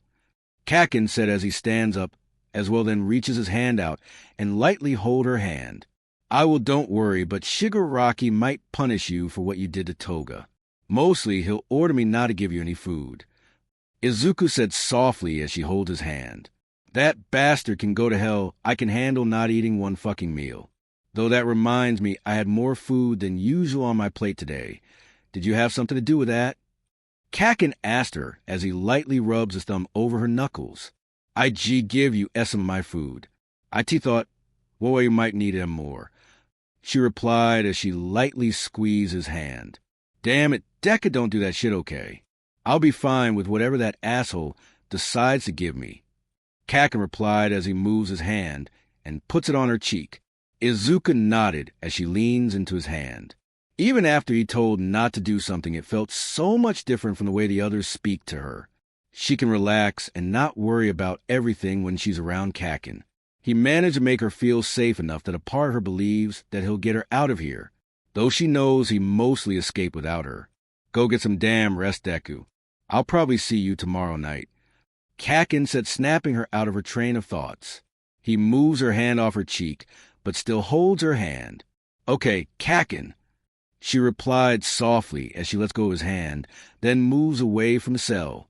She looks at him for a moment, then walks down the hallway. When Izuku gets to the door, she carefully opened to make sure it doesn't make any noise. She stopped opening the door and picks her head out to look in the hallway. After making sure there was no one, there she steps into the hallway and closed the door behind her. She quickly makes her way to her room in case anyone was awake at this time. She managed to get back to her room without being spotted. She opened the door, then shuts the door right behind her. She sighs in relief that she wasn't caught. Even if Izuku told Kakin she'd be fine, a part of her still worried Shigaraki might catch her sneaking out of her room. She shakes, thinking of what he might do to her as punishment for that. Izuku took a moment to calm herself down, then walks over to her bed. She lays down as she thinks about what Kakin told her. Have I really not changed that much from when I was a child? She said to herself softly while she closed her eyes. She doesn't remember much about her childhood other than the few memories of her mother. She wonders what other memories they have together that she had forgotten. She'll ask them about it tomorrow night when she goes to see him again. She smiles softly to herself as she falls asleep for the night. In the morning, she gets up early, then stretches a little bit. She gets up from the bed soon after, then heads down to the kitchen. Izuku quietly walks through the hallway as she keeps her guard up in case Toga or Dabi might try something. Luckily, she makes it to the kitchen without any incidents. Izuku walks over and picks up the tray with shigaraki breakfast on it. She makes sure she has a good grip on it, then heads out of the kitchen. She looks around a bit nervous that Toga might pop out of nowhere somehow. After some time, she makes it to Shigaraki bedroom, then slowly opened the door, then stepped into the room. What she saw when she stepped in nearly made her drop the tray to the ground. Shigaraki standing without a shirt in the middle of the room. Why is he up? He usually sleeps in until noon at most, Izuku thought as she shows her neck in submission while trying to calm her nerves. About time you show up. You know you're supposed to be here before I wake up. Shigaraki said while he glares at her annoyed. Yes, sir, she said softly, managing to keep her voice from trembling. She tries to keep herself calm as possible, knowing he could snap at her. Useless Omega. Put the food on the table all ready before you get punished, Shigaraki said as he stares at her. Izuku nodded as she walks over to the small table to place the food down. She walks carefully as she feels Shigaraki looking at her body up and down. It wasn't anything news, but that didn't mean she liked any less than she already does. She places a tray onto the table, then let go of a small breath that she was holding. She stepped back from the table to look over at Shigaraki when she feels a weight on her back. Izuku nearly stopped breathing when she feels Shigaraki put one of his hands on her waist. She feels her body freeze up while hearing him chuckle in her ear. Glad to see my favorite toy knows her place now, Shigaraki whispered into her ear as he moves his other hand up the side of her body. If you keep this up, you might get a little reward, little Izuku, he added while pressed his body more against her back. Izuku keep quiet as her body trembled at his touch. She want to push him away and run, but know that he'll beat her for it. She stays still and tries to endure it until he's done. Just keep being my good Omega. I can think of all the fun things I can do to you, Shigaraki said softly as he leans his head forward. Without warning, he sucks on the side of Izuku's neck. Izuku feels tear form in her eyes as he sucks on it long enough to make a mark on her neck. Tears slowly roll down her cheek while Shigaraki laughs. You look so pretty when you cry like that, my little Omega. Maybe I should go further, Shigaraki said sickly sweet into her ear as he slowly moves his hand down more from her waist. Izuku cries more as she feels his hand move more down. She tries to keep herself from breaking down completely as she looks at him. Right as Shigaraki got to her thigh, the door of room Bruce opened as Toga runs in. Shigaraki lets go, then push her down to the ground. Izuku lands on the ground while she cries a bit from hitting her elbow on the floor. She breathes heavily as she tries to calm herself down quickly before they get mad at her. Shiggy, that dumb prisoner, made me hit myself on the cell bars. Help me punish him, Toga yelled out as she looked at Shigaraki, not noticing Izuku on the ground. He hit Toga, make him pay. Go easy on him, Twice said as he entered into the room alongside Dabi. Twice didn't seem to pay any attention to Izuku on the ground either, but Dabi, on the other hand, noticed her right away. Dabi stares at her for a moment as he noticed she was crying as well as the mark on her neck. He smirks as he turned his attention back to Shigaraki. I told you to knock before coming into my room. Shigaraki yelled at them, annoyed by this. Fine, that damn brat won't get any food for the day they're happy, Shigaraki added as he puts his shit on and looks at Izuku. Don't bring us food, you go, that Omega, he said as Toga and Twice finally noticed her. When did Izuku-kun get here? I'll worry about to beat her again, Shiggy. I can help make her bleed, Toga said excitedly as she grins at Izuku. Izuku gets nervous that he might give in to Toga's request this time around. No, Toga, the useless Omega, was just leaving, Shigaraki said as he finishes buttoning up his shirt. Go do your damn chores already before I beat you, he said as he turned his attention on Izuku again. Izuku nodded, not trusting herself not to speak at the moment. She gets up on the ground and bows her head down to Shigaraki and the others. Normally, she slowly walks out of the room, but this time she ran out quickly as possible. Once she's outside of the room and closed the door behind her, she breathes heavily as she cries a little bit. She didn't think Shigaraki would GI that far this time. After a moment, she composed herself to get back to work. As she was about to leave, she stopped herself when she hears Shigaraki mention Kakin. She knows she shouldn't, but she puts her ear against the door to listen. The day after tomorrow, we can torture that damn drat until he dies. That seems like a fun way to end his dumb life. Shigaraki said while he laughs. ABD, the others join as well. Izuku heart drop when she hears that.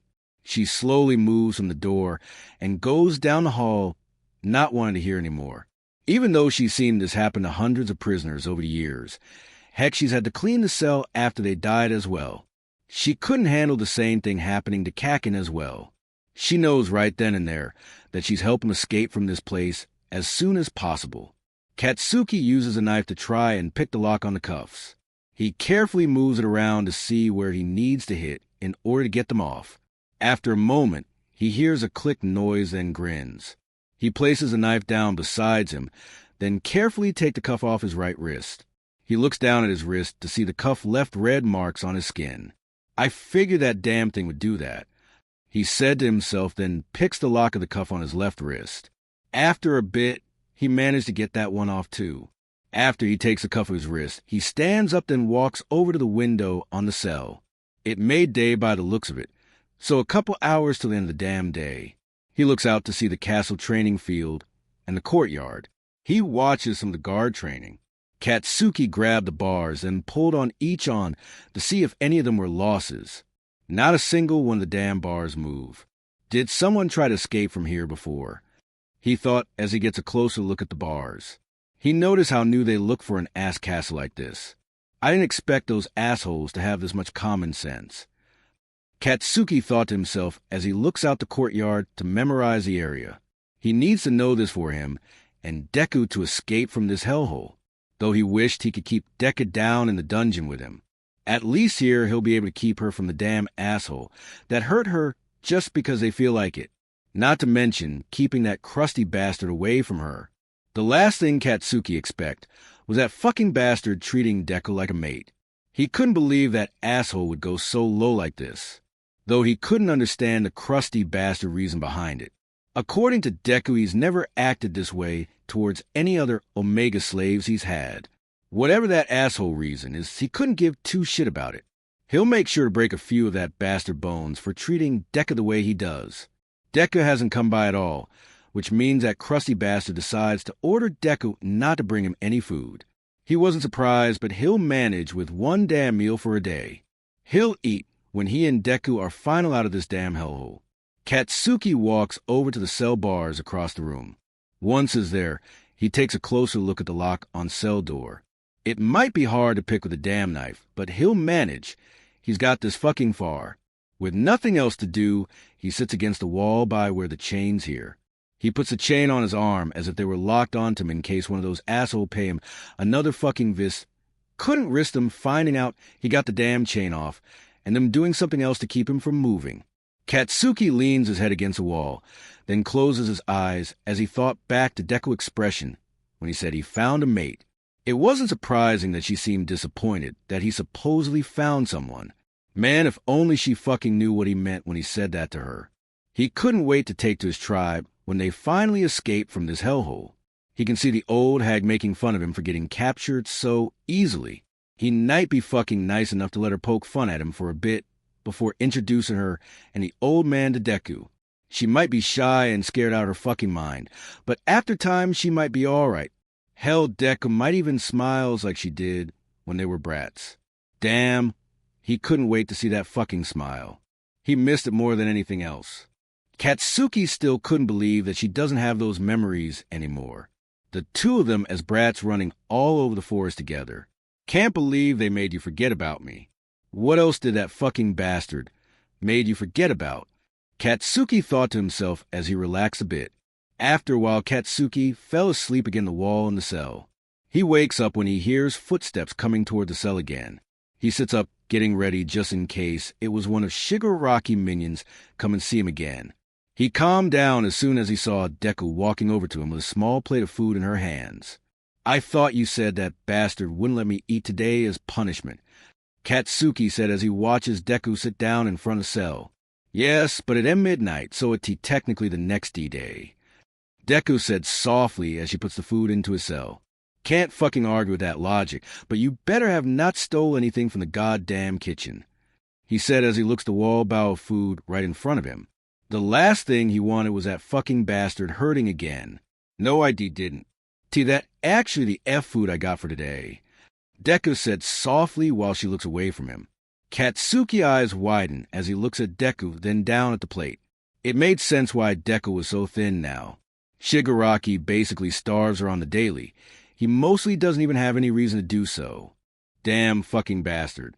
The more I heard about how she's treated, the more I want to beat the shit out of him. Katsuki thought to himself as he keeps calm. He takes the plate, then slowly slides it through the bars back to Deku. "I'll be all right without Deku. You should eat it. Trust me, you need it more than I do," Katsuki said while Deku shakes her head. "You need him more if you want to escape thou," Deku said softly while she tries to put the plate back into the cell. He puts his hand out to stop her. "No, I don't. I'm fucking weak Deku, all right," Katsuki said as he took the cuffs off his wrist to show her. Deku's eyes widen as he looked at him completely shocked.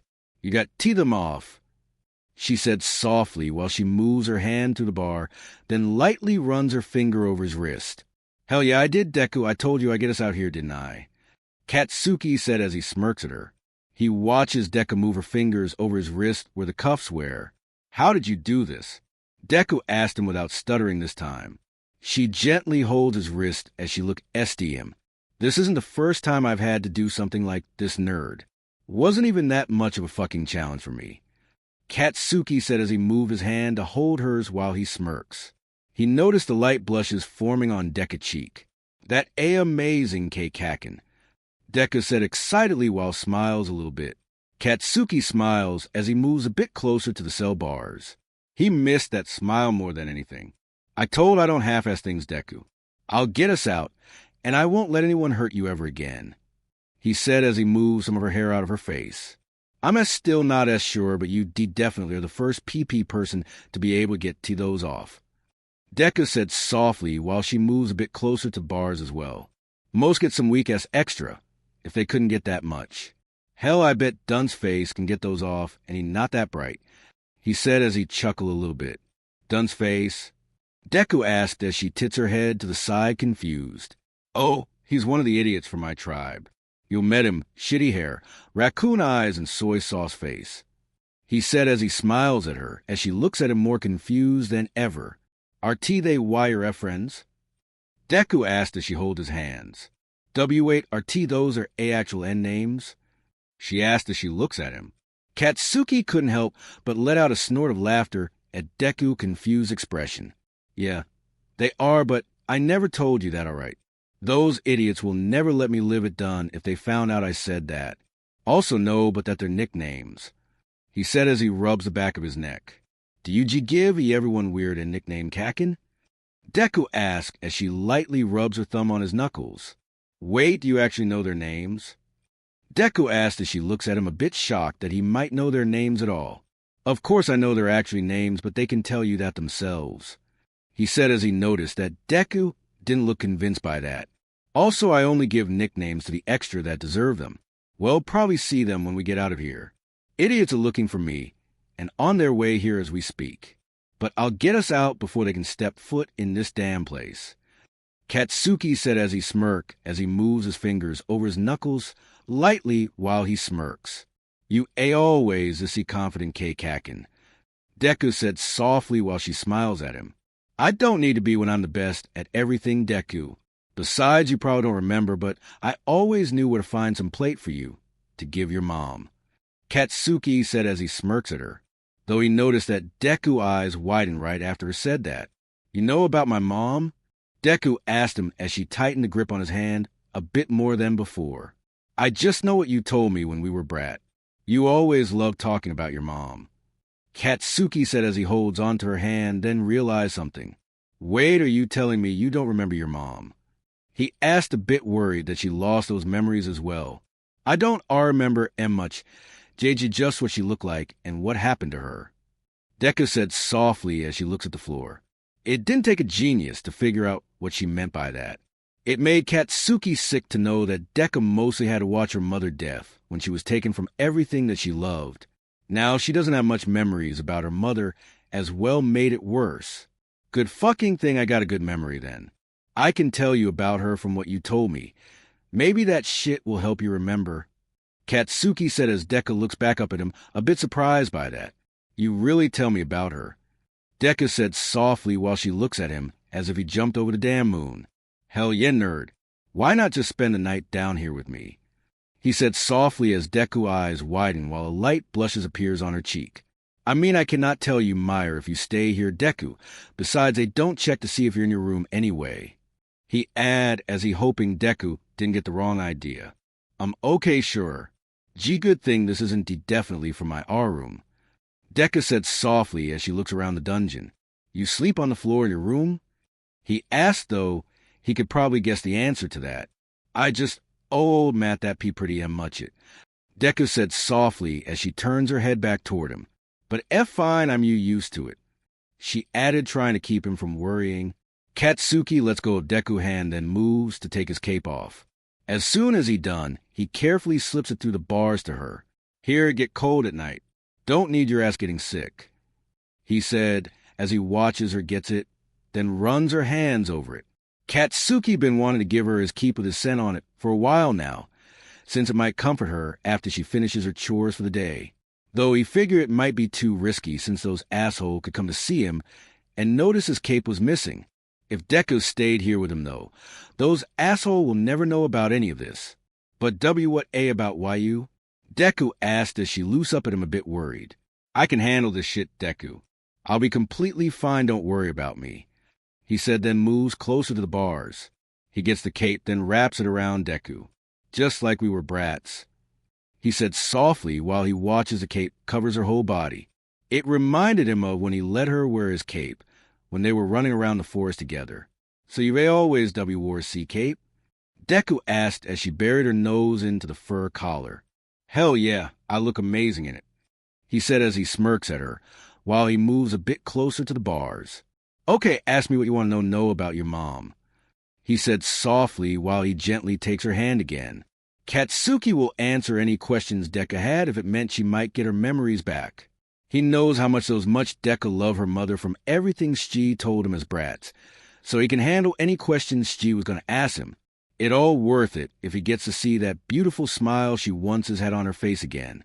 Izuku looked down as she thinks for a moment. She had so many questions you wanted to ask him that she didn't even know where to start. A few seconds, Deku pulled Kakin cape closer to her, then looks up at him. Hat, can you tell me about my mom? Izuku asked him, trying to keep herself calm, though she was dying to know. Well, you told me your mother was an herbalist in the village. Kakin said softly as he looks at her, while he smiles. She made medicine from a plant. He added as he noticed how eager she was. Is that why I gathered plants for her? Izuku asked as she think back to what Kakin said a few minutes ago. Hell yeah, I help you find all the plants all over the forest when we were brat, since you had no fucking idea where to look. Not to mention you would have gotten lost. Kakin answered as he looks at her, as if he was hoping something would happen. That makes sense on why her and Kakin were in the forest. She must have been helping her mother with her work. Ack! Just then Izuku felt a sharp pain in her head. She puts her head in her hands as she waits for the pain to pass. Deku, what wrong? Kakin asked her, worried evident in his voice as he looks at her. Izuku doesn't answer as everything around her changed to a small house with a woman crushing up some plants. Izuku didn't know who the woman was until she turned to look at her. It was her mom smiling at her while she continuing working. Izuku didn't understand what was happening. She tried to speak, but nothing come out, as if her voice was taken from her. She watches as her mom says something to her, but couldn't hear her anything. After a moment, Izuku was back in the dungeon. She looks around as she breathes heavily, trying to calm herself down as much as possible.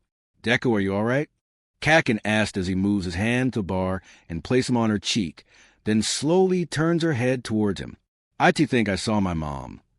Izuku said in a shaky voice as she looks at Kakin. You what? Kakin said as his eyes widen a bit. Did one of your memories come back? He said softly while he looks at her. I'm not as sure it might have. I saw her see crushing up pea plants in a small house. Izuku said softly as her breathing calms down a bit. I guess that means the more I tell you, the more you remember. Kakin said softly while he looks at her still worried. He rubs her cheek slightly as he smiles at her. Though you sure you're all right? No pain or anything? Kakin asked, still worried about her. Izuku nodded as she leans into his hand while he looks at him.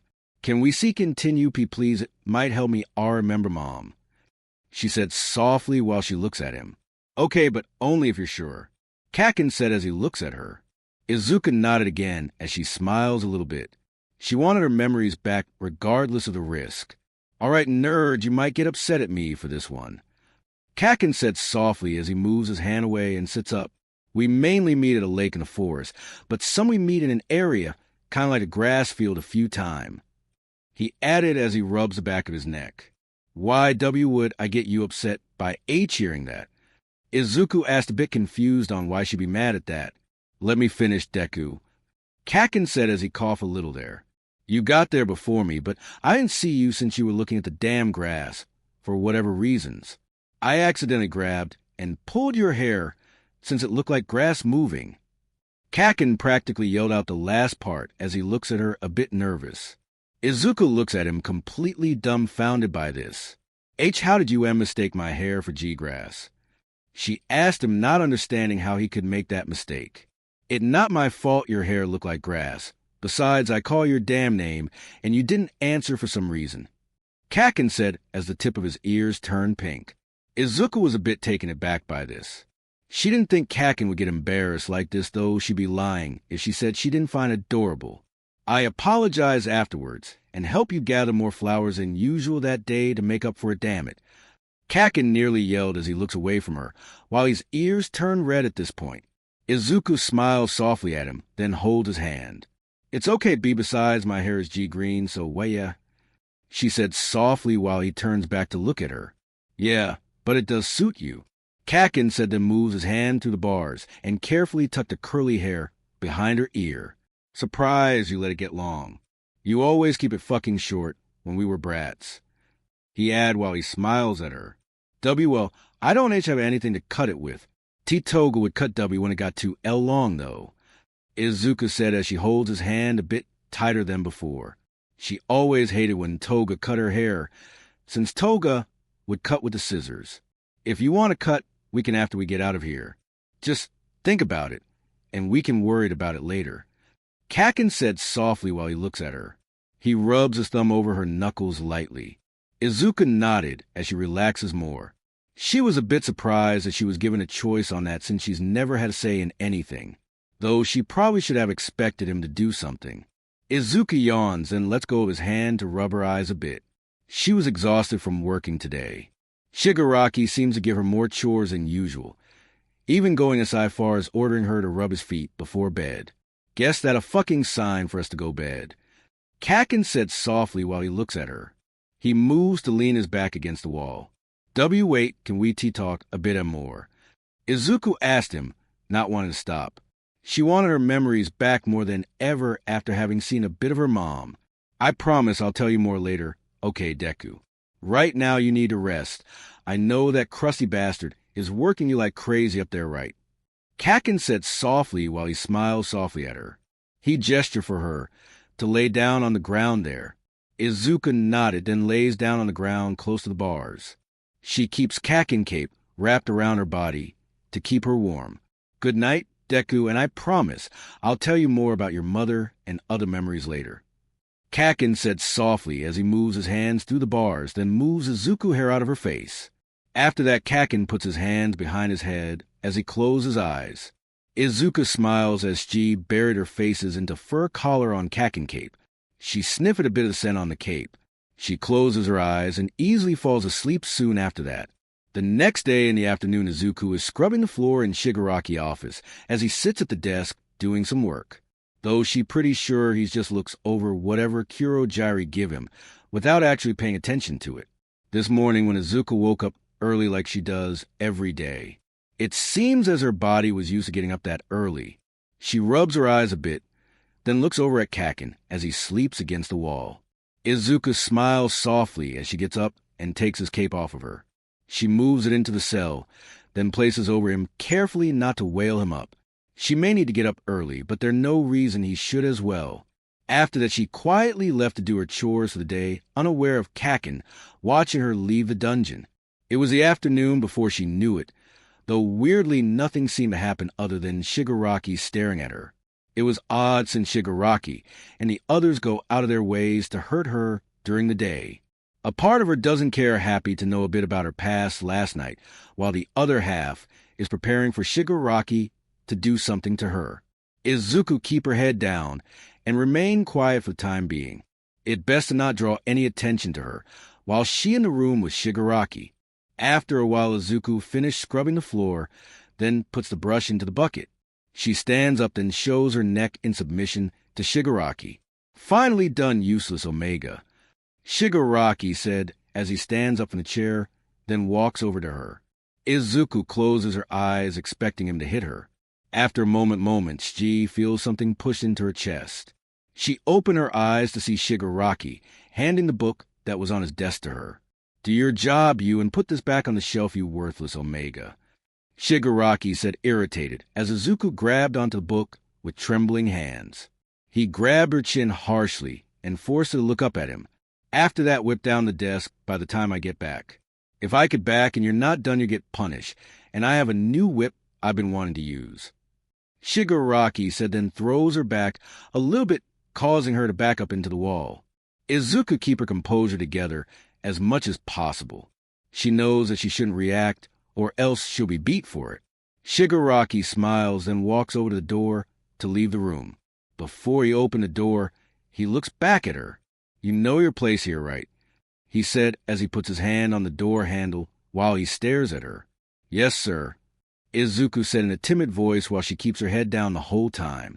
She wasn't sure why he was asking her this, but then again he never needed an explanation for what he's doing.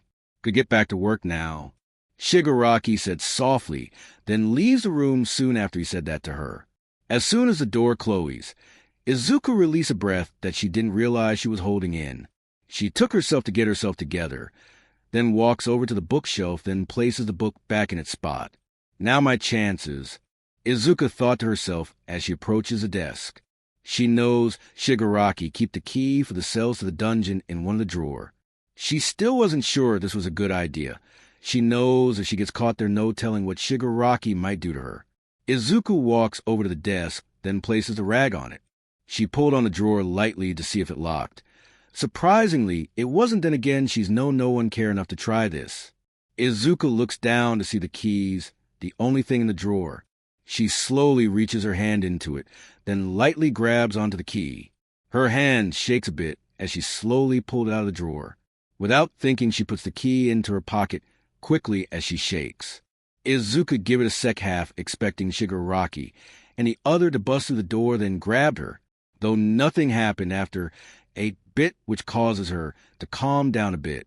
She got herself together and closes the drawer, then quickly whips the desk down behind Shigaraki after gets back.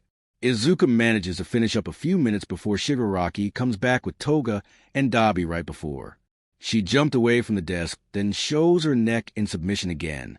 Shigaraki walks over to the desk, then looks down at it. She puts her hand down on it, then slowly moves his hand across it. He lifts his hand after to look at it for anything. Izuku notices that Toga and Dabbit leans against the wall as they grin at her.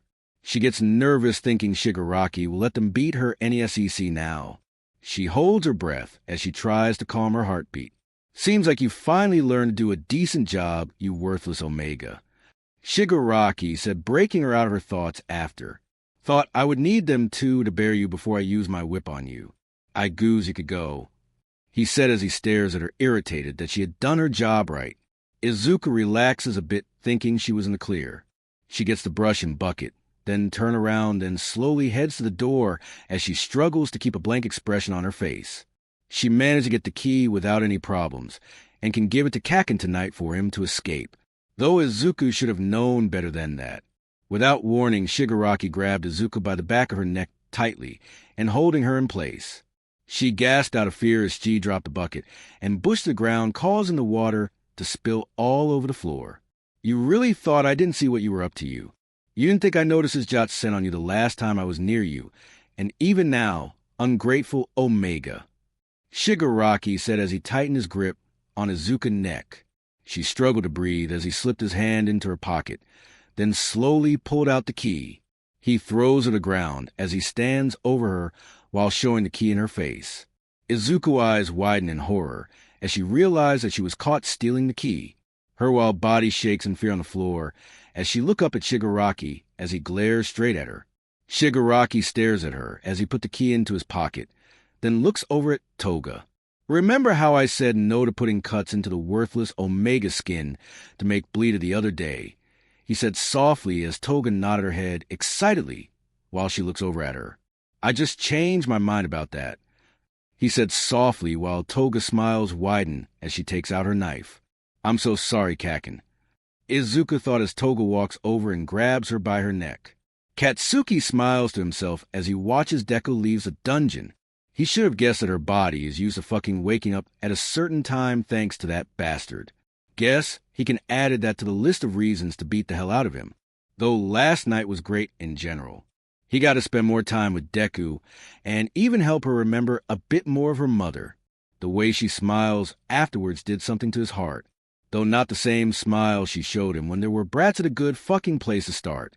He makes sure that she always has that smiles on her face. Damn, even after all this time, he's fucking feeling haven't changed one bit. Then again, no fucking extra can even come close to how Deku is. She's the only one who has this effect on him. Katsuki sighs and leans his head against the wall as he began his cape a bit closer to him. He can smell a bit of Deku scent on it. Okay, maybe I'm a fucking creep for this. Katsuki thought to himself as he brought the cape closer to his face, then sniffed a bit to smell more of Deku scent. He smiles to himself as he adjusts the cape, sew it close to his nose. Her scent helped him to relax a bit more as he closed his eyes to slowly fall back asleep. A couple of hours, he slowly woke up, then slowly stretches his arm and his legs. He looks out the window to see it was an hour or two past noon. Damn, I seriously slept in this late. Katsuki thought as he rubs the back of his neck, then sits up. He opened the cuffs and put them on the ground next to him. He slipped his cape back on, thinking it might look suspicious to Krusty Bastard or his minions if he left it off. Katsuki a bit surprised that Deku hasn't stopped by to see him, though that asshole could have just told him not to give him food again. Damn bastard really think I'll beg his fucking ass for food. Like hell I will, Katsuki said to himself as he gets up, then walked over to the window. He looks through but is surprised when he doesn't see any garage training. Usually Katsuki heard the garage training with another during this time of day. He wonders if that bastard give a day off, though not likely. Maybe something happened. Those idiots could have gotten here and done something outside the castle to get their attention. Katsuki thought as he moves away from the window. It wouldn't be something unusual since it make easier to get the castle. Katsuki broke out of his thoughts when he heard footsteps coming towards the cell. He goes to sit down and puts the cuffs on carefully not to lock them on his wrist. He knows it can't be Deku coming to see him since it sounds like multiple footsteps walking down the hallway, though he could hear the sound of something being dragged across the floor. After a bit, the other footsteps stopped along with dragging noise. One person continues down the hallway towards the cell. As the person got closer, he was able to see who it was. Seemed like you made yourself at home, you brat, Shigaraki said softly as the fucker stopped in front of Call while he smiles. What the hell does this bastard want? Katsuki thought they'll keep his guard up. More than likely the bastard was here because of what he did to that crazy bitch. The great warrior Katsuki Bakugu. I thought you'd be harder to capture. It seems like you're not as strong as everyone says you are, Shigaraki said as he grins ear to ear. He stands a few inches away from the cell bars, so Bakugu Couldn't try anything. Says the crusty bastard that won't get close to the cell. That crazy bitch told you what I did to her, huh, asshole. Katsuki said as he smirks right at him. He knows that crusty bastard wouldn't actually fight him head-on. Yes, Toga mentioned how you slammed her head against the bars. Shigaraki said coldly while he keeps his distance from the cell. That why I told my favorite toy not to give you food. He added as he grinned again, as if he managed to do something. You act as if that will do something. New flash crusty bastard, I can handle not eating for a bit. I'll be out before I even start to go fucking hungry. Katsuki said as he smirks at Shigaraki. He careful stands up, careful not to move the cuff to show they're open. When I do get out, I'll make sure to beat your ass. Katsuki said smugly to Shigaraki as he stands close to the cell bars. He knows he can reach it, arm out, and grab this asshole by the throat, but keep himself from doing so. Shigaraki laughs a little bit as he looks at Katsuki while he grins. Is that why you asked my favorite toy to steal the key for you? Just so you can get out of here? He asks while he tries to keep himself from laughing. Katsuki looks at him confused by what he meant. The hell are you on about? He asks while he gets a bad feeling. Oh, let me remind you then. Shigaraki said as he looks over Goda's side. He snaps his fingers while he smiles. Soon after that, Katsuki hears footsteps and the dragging noise again. Before Katsuki could say anything, the crazy bitch and the burned bastard stand in front of the cell, holding Deku. His eyes widen when he sees the Deku not only beat up, but with cuts all over her arms and one on her cheek. Deku arms were tied behind her back with rope, while her clothes were stained with blood. You used my favorite little toy to steal the key for you. Shigaraki said as moves closer, then grabbed Deku by the chin. Deku winces as she trembles in his hold more than before. What did you promise her for helping you out of here? Shigaraki said as he smirks at him. Get your fucking hands off of DK, you son of a bitch. Katsuki yelled as he grabbed onto the cell bars while he growled without thinking. The room slowly filled up with an angry scent as he glares at that crusty bastard. Shigaraki and the others look at him completely stunned that he said that. It was then that Katsuki realizes what he just did. He should have kept his mouth shut, damn it. Well, isn't this interesting? I didn't expect the two of you to be so close. Shigaraki said as he lets go of Deku's chin and grabbed onto her hair. Deku winces as her whole body shakes in fear. That explains why I smell his scent on you. I never would have guessed you whoring yourself to him. Shigaraki said as he tightened his grip on Deku hair. Shut your damn mouth, you bastard, I'll fucking kill you. Katsuki yelled at Shigaraki while he glares at him. He grips onto the cell bars tightly as he growls more. Kaken, I'm sorry. Deku said softly as she looks over at him. Tears building up in the corners of her eyes. Shigaraki lets go of Deku hair, then punches her in her jaw. The hit caused her to fall to the floor, a piece of her clothes in Dabi and Toga hand.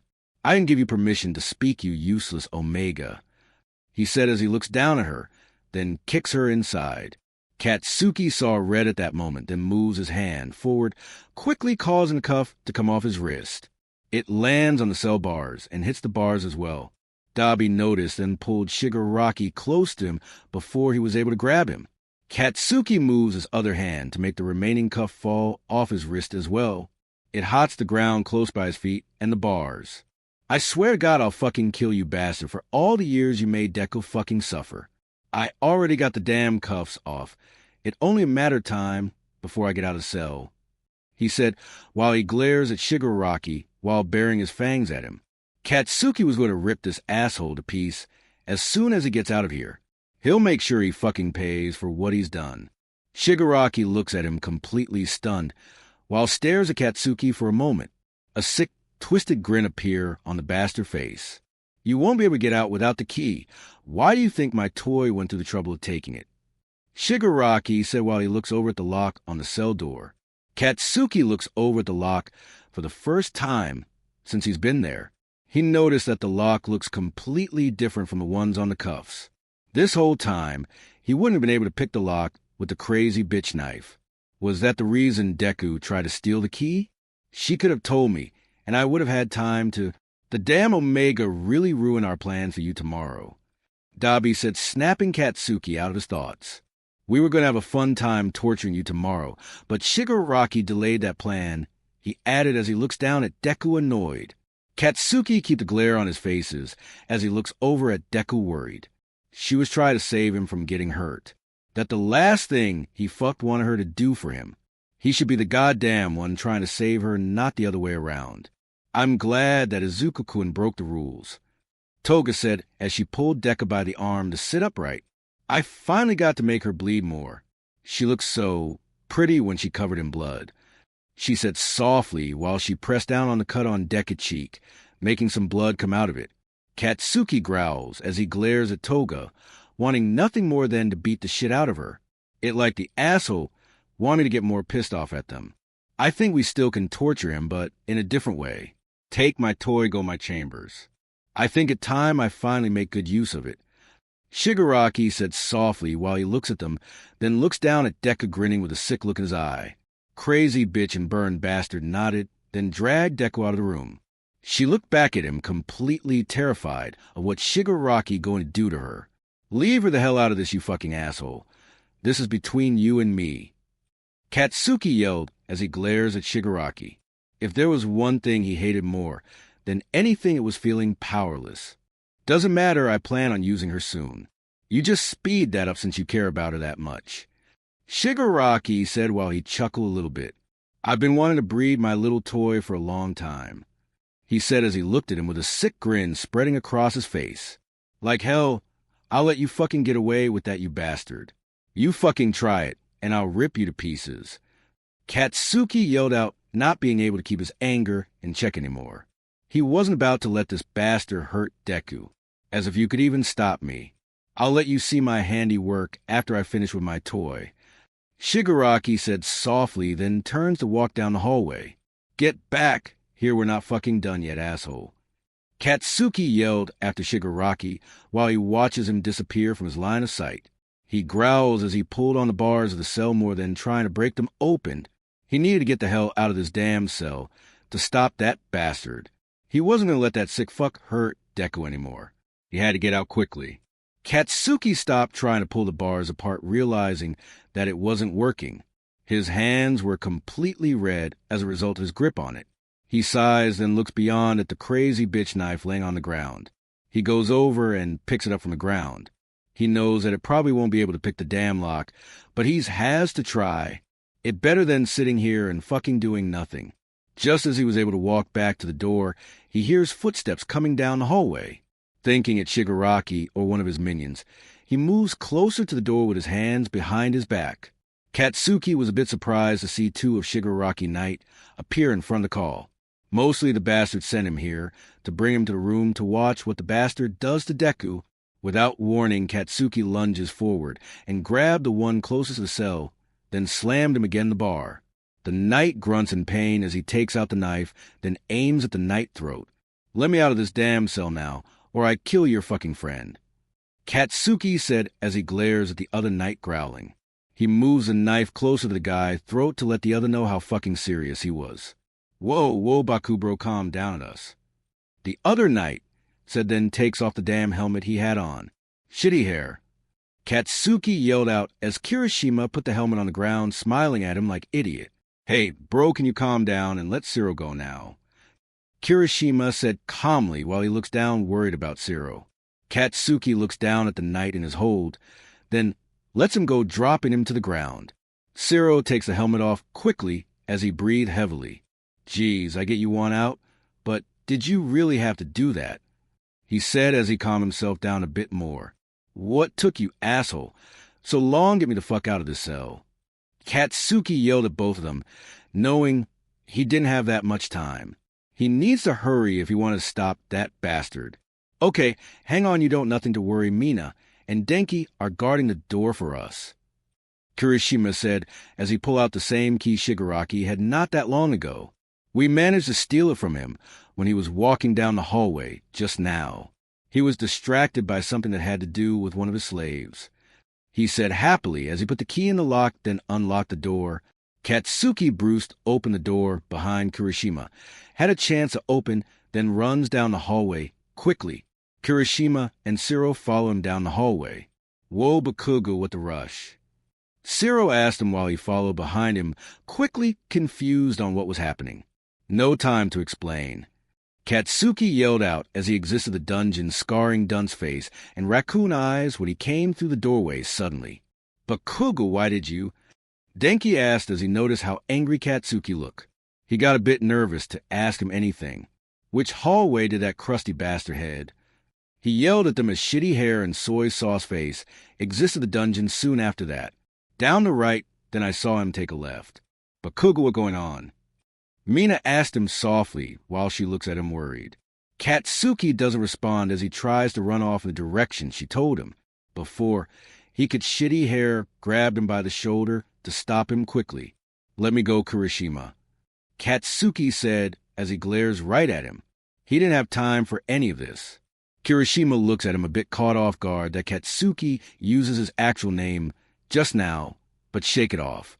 "Tell us what's going on, Baku, bro. We can help you, but you need to explain," he said as he continues to hold his shoulder. Katsuki looks at shitty hair, still irritated that he look at him like that. He noticed the others have similar expressions on their face. Well then sighs. "Remember that friend I told you that passed away when I was a brat?"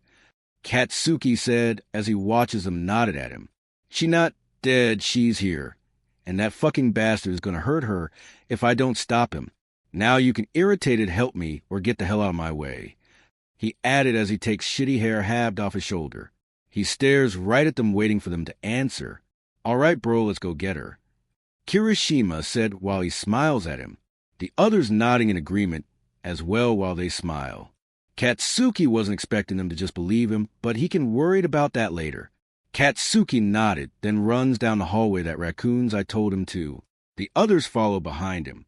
"Wait, Bakugo, do I have a plan?" Denki asked as he follows before Katsuki, while keeping his guard up in case shigaraki minions show up. "Beat the hell out of all of them, especially that crusty bastard, then get Deku and get the hell out of here," Katsuki yelled out as he turns a corner heading towards shigaraki chambers.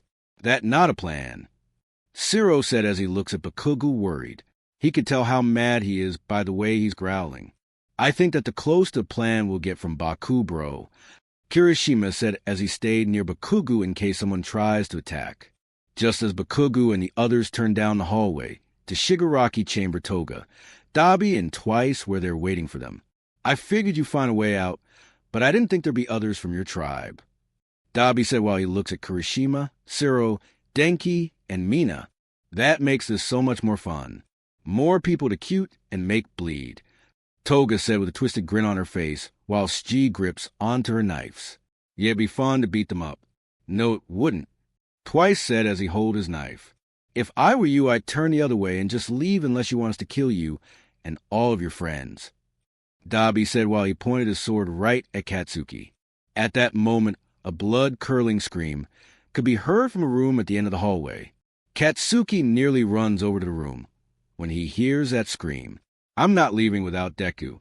Decide, we can easily take you assholes," Katsuki said as he glares at them while gripping the handle of the knife in his hand. "Well, I guess this makes it more fun for us," Dabi said as he, Toga, and Twice rushed toward them. Dabi swings his sword right at Katsuki, only for Kirishima to move forward and block it with his sword. "We got this, Baku, bro. Go get your friend," Kirishima yelled at Katsuki, then moves back and swings at Dabi.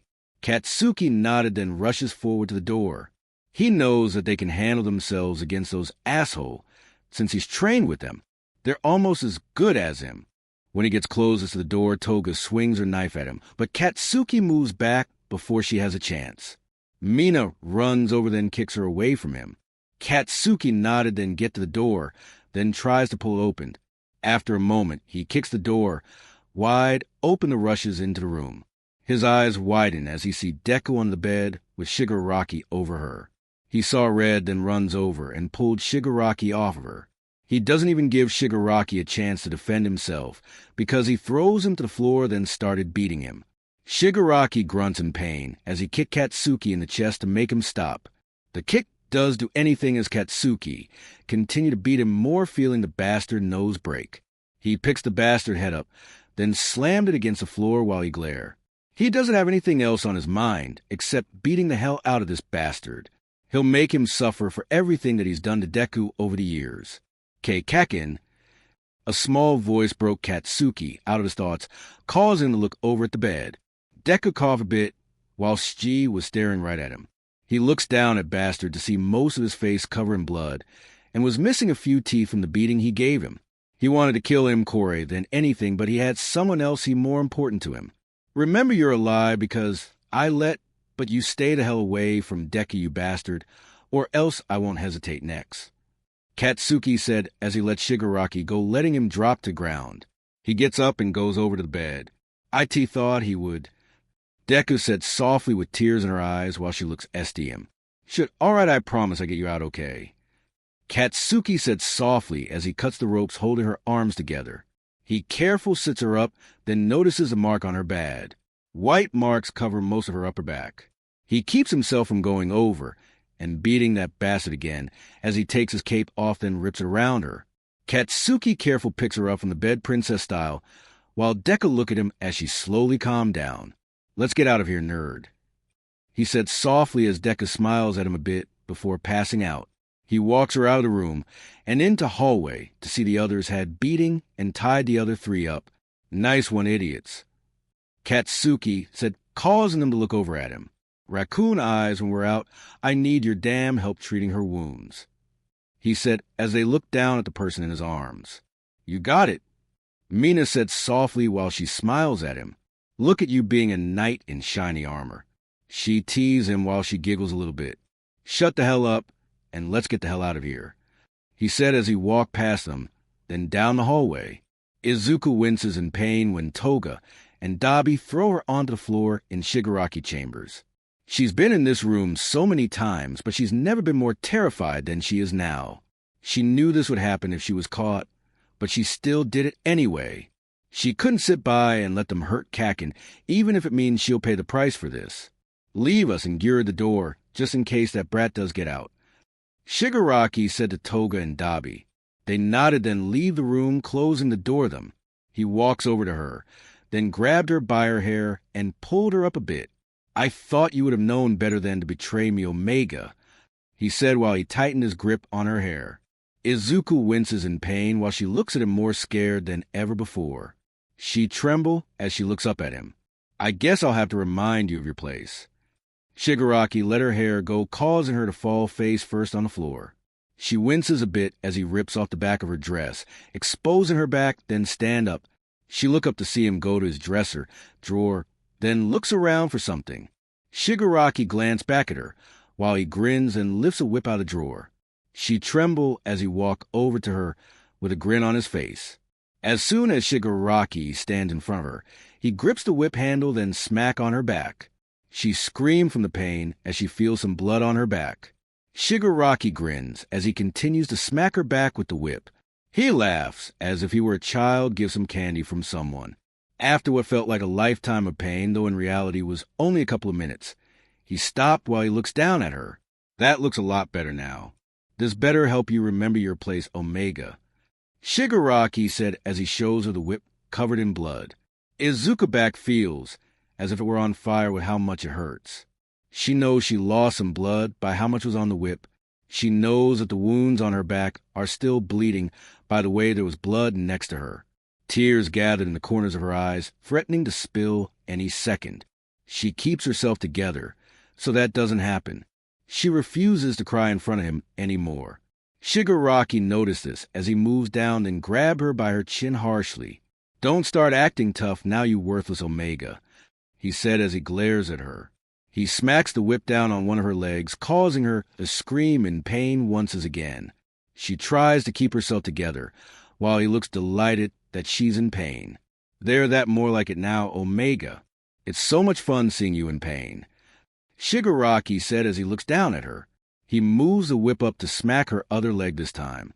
He stopped suddenly, then looks over her to the door, where it sounds like fighting. Kakin, Izuku said softly as she thinks Kakin managed to escape the cell. She couldn't believe that he actually came back to save her. She snapped out her thoughts when Shigaraki moves his hand to her neck. He stands up while keeping a grip on her neck. When Barley had time to gasp before he walks over, then slammed her onto the bed without warning making the whip wounds irritated. "Don't look so happy," that brat decided to break out. He said as he takes his hand off her throat, then push her legs apart. "My friends will kill him soon enough. If you want, I can have them bring him in here while he half dead to watch me breed you," he added as a sick grin appeared on his face. Izuku started crying after she realizes what will happen to Kaken. He shouldn't have to suffer because of her. He should have left as soon as he got out of the cell. "No, please don't," she begged him while she tried to move away, but Shigaraki hold her legs down while he laughs. Don't look so sad, soon you'll bear my pup. You belong to me, and you always will. My father brought you just to make me a hare," Shigaraki said as he moves his faces into her neck. She whimpers as he licks her scent glands while he moves his hand up the side of her body. Right as Shigaraki was going to sink his fangs into her scent glands, the door to the room burst open. He moves his head away from her neck to see what happened. She moves her head a bit and couldn't believe what she was seeing. Kaken was standing at the entrance to the room, looking like he was about to kill someone. Before anyone can do something, Kaken rushes forward and grabs Shigaraki off of her. She watches Kaken throw Shigaraki to the ground and started beating him. Kaken angry scent filled the whole room and burns her nose a little bit. Kaken," she said softly to get his attention, knowing that if he continues, he'll kill Shigaraki. She knows that killing him won't change everything is done to her over the years.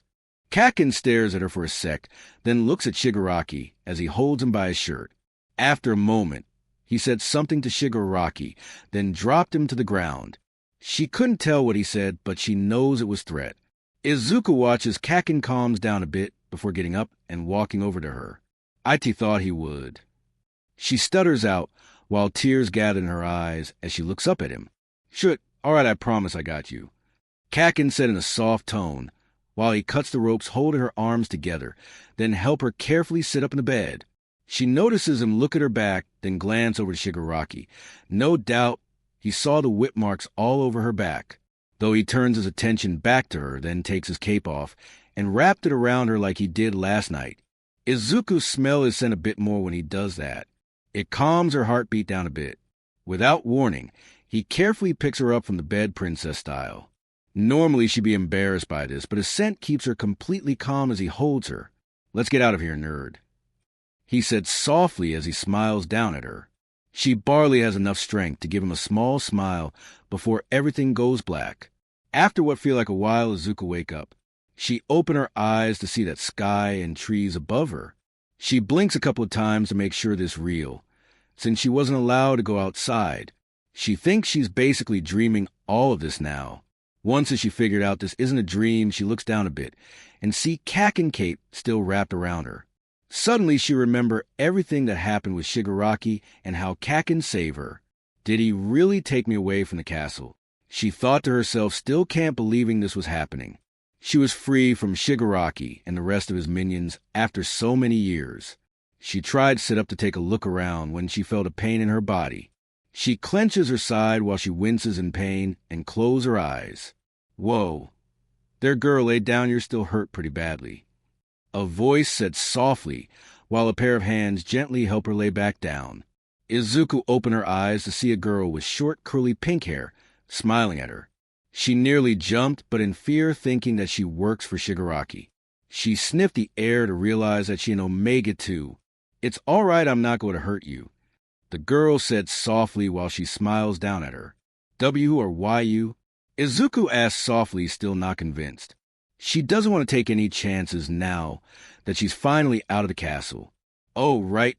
I'm Mina Ishido, one of Bakubabe's friends," the girl Mina said while she smiles down at her excitedly.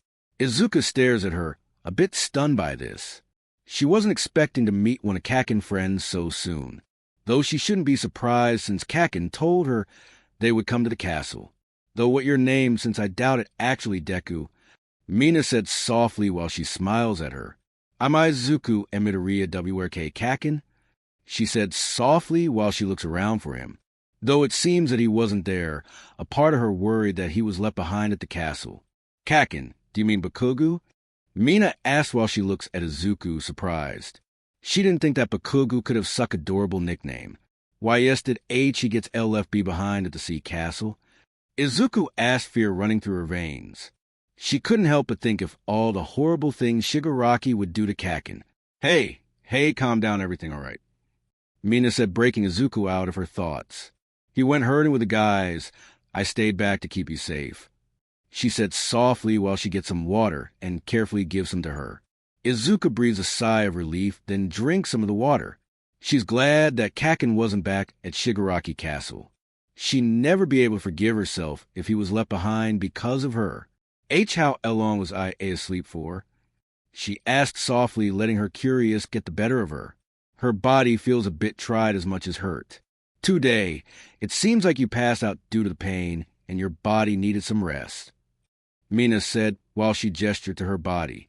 Izuku looks down at her chest and finally notices she was wrapped in bandages. She was a bit surprised since G doesn't remember the last her wounds were actually treated. Though no need to worry, we're almost home. We should get back by noon tomorrow. Then we can get the healer to take a look at you. Mina said excitedly with a smile on her face. I did what I could to help for now, but I'm nowhere good as her. She said softly, then moved some hair out of her face. T-thank, why you? Izuku said softly as she looks at Mina nearly crying. She still wasn't used to this much kindness by anyone. No need to thank me. I know you're pretty important to Baku, babe. Now, no. Crying okay, everything gonna be all right. Mina said softly while she giggles a little bit. Izuku mustered up enough strength to smile a bit at Mina. She relaxes, a bit more knowing she's far from Shigaraki Castle. She couldn't believe she was finally free from that place. Though a part of her feels a bit guilty for all the trouble Mina went through to help her. She was nice enough to watch out for her and help treat her wounds. I hope Kaken comes back soon. Izuku thought as she wanted to see him again. After everything that happened, she doesn't want to be away from him for a while. Don't worry, he'll be back soon. Mina said softly as if she had been able to read her mind just now. You'll see him and be able to meet the other guys as well. They're excited to meet you. She said softly while she smiles. I see can't wait to meet them too. Izuku said softly as she smiles at the thought of meeting more of Kaken friends. If he trusts them, so could she. Katsuki carries a boar on his back, while he and the idiot walk back to the campsite. He wanted to get back quickly as possible since he didn't feel comfortable leaving Deku. Not that he didn't trust Raccoon Eyes to look after her while he was away. He can't help be worried after everything. He finally go her bad, he wasn't about to lose her again. So you can tell us about your Omega now? Kaminari asked as he smiles at him. Right, he still had to deal with these idiots until tomorrow. They've been questioning him non-stop about Deku since they left the castle. She's not my Omega, dunce face. Katsuki said as he keeps walking forward, adjusted his hold on the boar. Not yet, she isn't. You already got the hots for her, don't you? Kaminari said while he puts his arm on his shoulder, then leans on him as he walk. Shut up, idiot. Katsuki said as he moves away from Dunceface, causing him to fall to the ground. Come on, we want to know. This is the first time you've shown interest in someone. Kaminari whines as he gets up from the ground. He's got a point. You can't blame us for being curious, Baku, bro. Kirishima said as he smiles at him as he follows close behind. Soy Sauce Face nodded in agreement with him as he smiles. Katsuki knows that true since he's never gave a flying fuck about the extra that tried to get his attention. They were annoying as hell and smelled horrible. So of course they'd be asking him a million questions about it. They obviously couldn't get to know her since she's been knocked out the past 2 days. Hopefully she wake up soon so she can eat something. He hold off the idiots long enough for her to eat something. From what he remember of the amount of food she tried to give him, she barely had enough to stay alive. She thin as it is, so he'll make sure she eats more than enough. She deserves that, and so much more after everything that happened to her over the years. Katsuki snapped out of his thoughts when he hears laughing coming from the campsite. He looks at the others to see they were just as confused as him. He put his finger to his lip to let them now to be quiet as they move forward. After a moment, they were able to see what was going on. When they got closer, they saw Raccoon Eyes talking to Deku. Katsuki was dumbfounded thinking that she was having a one-sided conversation until he moves to the side to see Deku was awake. He smiles softly at her, glad that she's finally up, though a bit annoyed he wasn't here for it. He wanted to be there to make sure she was all right after everything that happened. Oh, the others will be so excited to meet you. They've been bugging Bakuga non-stop about you. Mina said softly while she smiles at Deku. Deku nodded slowly as she looks at Mina. She was still laying down on the ground, wrapped up in his cape. He figured it was a smart idea to leave her with it, since his scent would keep her relaxed. Oh, she finally up. Kaminari yelled out, drawing the two attention towards them. Deku shakes in fear a bit when she sees Dun's face and tries to hide behind raccoon eyes. Dumbass, the hell were you thinking? Katsuki said, then throws the boar onto Dun's face, causing the idiot to fall to the ground. I get you're excited, bro, but not the best way to introduce ourselves to her. Kirishima said softly while he looks over at Deku a bit worried. Why didn't you guys say you were here sooner? You scared us. Mina said as she calmed Deku down and reassures that everything was all right. Deku looks over at him and finally calmed down after a bit. W. Welcome back, K. Kakin, she said in a timid voice as she looks at him. Glad to see your awake, nerd. Katsuki said as he walks over and sits down beside her. Are you feeling all right? He asked her, still a bit worried about her injuries. AMD Raccoon Eyes had done what they could for the time being. It not fucking perfect, but it was the best they can do with what they had. Though it might be best for Deku to see the village healer when they get back. Deku slowly nodded her head as she holds his cape close to her. He smiles as he carefully moves some of Deku's curly hair out her face. He glad that she's doing better than she was when he saved her from that crusty bastard. He should have banged his damn head against the ground a couple more times for the white marks he give Deku, though she didn't need to see any more of what she did. Deku had already gone through enough. Her seeing him kill the crusty bastard wouldn't fucking change that. So, you gonna introduce us? Kaminari said as Soy Face gets the boar off of him. Katsuki looked up to notice all the idiots staring at him. Crap, he forgotten they were there for a bit, since he was focused on Deku. Deku, these are the idiots from my tribe I TPL'd you about. Dun's face, shitty hair, Soy Face, and you already meet Raccoon Eyes, he said softly while he pointed at each of them when he told her their nicknames. All the idiots grunt as they look at him, slightly annoyed. Seriously, Baku bro, did you have to introduce like that? Kirishima said softly while he looked at Katsuki, then turns his attention to Deku. I'm Ijiru Kirishima, nice to meet you, he said as he smiles at her. You already meet my mate Mina, he added as he put his hand on Raccoon Eye's shoulder. Deku looks at him wide, eye as she nodded a bit. She seemed surprised for some weird reason. I'm hand to Ciro, ignore Bakuga dumb nickname, please, Ciro said as he puts the board down on the ground. And I'm Denki Kaminari, pleased to finally meet you, Deku, Kaminari said excitedly as he got close to Deku, causing Katsuki to push him back a bit. I'm Izuku and Midoriya, nice to meet Kakin, have friends, Deku said softly while she holds onto Katsuki's hand, while he looks at her a bit surprised. He didn't expect her to introduce herself to them so easily there, though she did trust him, so she must trust his judgment then. Kakin, that's so cute, Kaminari yelled out as he looks at Katsuki smugly. Shut it, Dun's face, only Deku can call me that. Katsuki yelled at him, got a bit annoyed. Like, hell, he was going to be dealing with that. He might get teased for a bit, but he can handle that shit. He's not letting Dun's face or any of the idiots call him that. He only like it when Mitz calls him that. Mina said as she giggles a little bit. Never thought I'd see the day Bakugu goes soft. Ciro said as he laughs a little bit, as if I've gone soft, you idiots. Besides, we have work to do, damn it. Katsuki yelled as he gets up, then grabbed the boar they killed earlier. Dun's face, Soy Sauce Face, get a fucking fire going while me and shitty hair get everything ready to cook this damn thing. He yelled out at them as he gets his knife ready to skin the boar. Dun's face and Soy Sauce Face nod, then go to gather some with the fire. Shitty hair comes over and helps cutting the boar so they could cook it. He glanced over his shoulder to see Raccoon Eyes keeping Deku company for the time being. It's a good thing that they seem to get along so well with her. He was worried how Deku would react with these idiots. Deku turns to look at him at some point, then smiles a bit. He glad that she's watching him so he could prove that he's be a good mate to her. He knows that it might take time for none of that after what happened, but he want to prove his worth of her. He doesn't care how long he takes him to do so. He won't half-ass it. Dunce Face and Soy Sauce Face came back to the campsite, with someone then got started on the fire. They managed to get a fire as he and Shitty Hair were finished getting the skin off the boar and cutting it up. They walked to the fire as they carried the pieces of the boar. They put them around the fire to cook for them all to eat it. Mina, why don't you help me and the guys here for a bit? Kirishima said softly while he smiles at her. Mina looks at him confused for a second, not understanding what her mate was doing. She watches him took over to Bakugo for a second, then understood what he means. Sure thing. Bakugo, why don't you take a break for a while?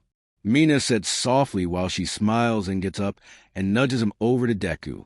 Katsuki looks at them annoyed, knowing exactly what they're doing. Fine, but you better not burn the food, morons. He said softly while he went to sit beside Deku. Sure, you have fun and relax, Bakugo. Siro said softly while he smiles at him. Katsuki rolls his eyes, then look over at Deku while she smiles at him. Don't wonder the food should be ready soon, okay? He said softly as he held her hand. Okay, Kakin. Deku said softly as she squeezed his hand a little bit. He nodded, then carefully helped her sit up so she can eat properly. Kakin W, what A about the other S-slaves? What H happened to T them? Deku asked him softly while she looked at him. He could tell that she was worried about them even if she didn't know them. We set them free from the castle before leaving. We give them a choice to come with us, but for some reason all of them decided not to. Katsuki said softly as he holds onto her hand. They left the castle soon after that. He added as he noticed she looks a bit worried. I hope that they'll be all right. Deku said softly while she leans on him. He smiles down at her as he moves her hair away from her face. He should have guessed that Deku would be worried about the other slave. She's always been so caring about everyone around her. It's just in her nature to do so. Katsuki lets go of Deku's hand and carefully wrapped his arm around her shoulder. Deku relaxed in his hold as she closes her eyes. He smiles softly at her, then felt eyes on him. He to see the idiots looking at him smugly. Even Dunce Face was trying to keep himself from fucking laughing. He glares at them, but doesn't move from his spot. After a bit, the food was ready for them to eat. Raccoon Eyes walks over and gives him enough for both of them. She grins and goes back to sit down next to Shitty Hair. He lightly taps Deku on her shoulder to get her attention. Deku moves her head off his shoulder and looks at him. Food is done, and don't worry, we have enough for everyone, so eat as much as you like. He said softly as he holds a small piece of food out to her. Deku hesitated a bit, then glanced over to the other, as if to check if they were eating. After a moment, she takes a small bit of the meat. Her eyes widen a bit as she slowly chews on it before swallowing it. Katsuki smiles as he watches her, then gives her another picture. He feels fucking prideful that he about to provide for her. Guess at what the old hang meant when said, she feels the same way about the old man. He eats a few pieces of meat here, and there's so Deku doesn't get worried about him, though he secretly give her most of it, since she needs more than he does. He looks up at the sky to notice it was sunset already. It will be fucking dark soon enough. Oi, Shitty Hair, and me will take first shift to keep an eye out while the rest of you morons get some rest. He yelled out to them as he makes sure his cape is wrapped around Deku more. All right, but cool, bro. We should be back home soon enough. Kirishima said to him, then took a bite of his food. Yeah. Once there, you can introduce Deku to your mother. After all, she would love to meet her. Mina said excitedly as she grins at him. His mother? Deku questioned nervously as she looks over at Mina, then look at Katsuki. Yeah, usually the old hag greets newcomers to the tribe. She can be fucking annoying at times. He said softly while he looked down at Deku. She's not Bakugo, besides at her job since she's the chef of the tribe, though she's super nice, so don't worry too much about it, Midoriya. Siro said to reassure her that she should be fine, though Katsuki can tell that she's still a bit nervous by the look on her face. He lightly rubs her shoulder as he smiles down at her, though watch some Omega get jealous of Midoriya as soon as we get there. Kaminari said in a joking manner, only to get hit upside the head by Mina. Katsuki glares at him since Deku didn't need to hear that. The hell was Dunce Face thinking when he opened his damn mouth there? He ignored it as he lets Deku relax in his arms for the time being. Truth be told, he does want to let her go. After an hour soy sauce face, raccoon eyes and dunce face go to bed, leaving him Deku and shitty hair awake. Despite his attempts, Deku refused to sleep, saying she's fine. Okay, but only for a bit. You need all the damn sleep you could get. Katsuki said as he looks over at him. Deku nodded as she snuggled against his side a bit more. Okay, look up, Deku, he said softly while he looks at her. She looks up a bit confused for a second before her eyes widen at the sight of the stars in the sky. She looks at them completely amazed by what she's seeing. He wonders when was the last time she was able to see the stars at night. Kakin, Deku said softly as she looked over at him. He could tell it was something serious by the explanation on her face. What ring, nerd? He asked her softly as he gets a bit worried that she might be in pain. Thank you for saving me. I W want to do W what I can stay by Y your side P please. Deku said softly as her voice trembled a little bit there. She seems a bit scared of how he was going to respond to her. Katsuki's heart nearly broke when he hears her say that. He moves his hand and gently caresses her cheek as he looked into those beautiful green eyes he loved so much. You don't gotta thank me, nerd. I do the same fucking thing over again to keep you safe. Also, you don't gotta do anything for me. I'm never fucking letting you leave my side again. So better get used to me, he said softly while he smiles at her. Tears slowly gather in Deku's eyes after he said that to her. He carefully whips them away from her face as he holds her close to him. He can feel the way shitty hair was looking at him, but couldn't give a two shit about it. Katsuki was going to keep Deku safe, no matter what happens to him. He'll make sure to prove he's worth of her as well. He not fucking half-assing it. He just hopes she'll have him as her mate as well. The next morning, everyone started packing up to leave the campsite. Izuku wanted to help them, but they told her it best she rest for the time being. She didn't just want to sit around while did all the work there. She wanted to be useful in some way. It didn't take them long to finish his packing everything up. She slowly tries to stand up, but stopped when she felt a pain in her leg. Forgot about the whip mark on my leg. I'll try to put up with it, so I don't bother any ass. Izuku thought to herself before Kakin picks her up, snapping her out of her thoughts. "'Kay, Kakin," she said softly while her face turns bright red. Kakin adjusted his hold to carry her bridal style, while he smiles at her reaction to him carrying her. "It's best that I carry you, since you can't walk on that leg," he said while he looks down at her, then moves some of her hair out her face. "You don't have to do that, Kakin. I'll be all right," she said to him, not wanting him to go through so much trouble for her. "It fine, nerd. Besides, it better. I don't want you to mess up that leg of yours more before we see the healer," Kakin said softly while he smiles down at her. Izuku nodded as her face was still bright red. She was expecting him to do something like this for her. Then again, can she really say she's surprised? He got her out of Shigaraki Castle in the first place. He really shouldn't have to go through this much trouble for a lowly Omega like her. She heard chuckling, then looks over to see his friends, smiling while looking right at them. She turns her face straight into his chest as her face felt like it was burning. "Ah, you two look so adorable," Mina said softly while she giggles a little bit. "Way to be Prince Charming there, Bakugu," Kaminari said as he laughs, while Kirishima and Siro smiles as well. "Shut the hell up, you idiots," Kakin yelled out as he started walking while he holds her close to him. "Leave the lovebirds alone so they can have their fun," Siro said as he and the other follow behind Bakugu. "Still, I bet he can't wait to be home. That dungeon looked like it was a horrible place to be in," Kaminari said while he shudders at the thought. "As if, unlike you, I can handle that shit. You would wob out as soon as possible," Kakin said as he smirks. Izuku stares at him for a second before looking away. She doesn't mean to stare, but he just looks so handsome when he smirks that she can't help it. "Well, of course, since you had your Omega with you," Siro said as he tries to keep himself from laughing. "You were probably having the time of your life when you were with her," Mina said while smiles at them. Izuku's whole face turns bright red when she hears that. She wasn't expecting Kakin friends to say any of that. Though don't they know that Kakin already in love with someone? Then again, he probably didn't say anything yet, since they seem like they would tease him about it. Shut up already. Kakin yelled as the other laughed a bit more than before. Bro, try not to yell as much. Might freak her out a bit. Kirishima said while he glances down at her, then smiles a bit.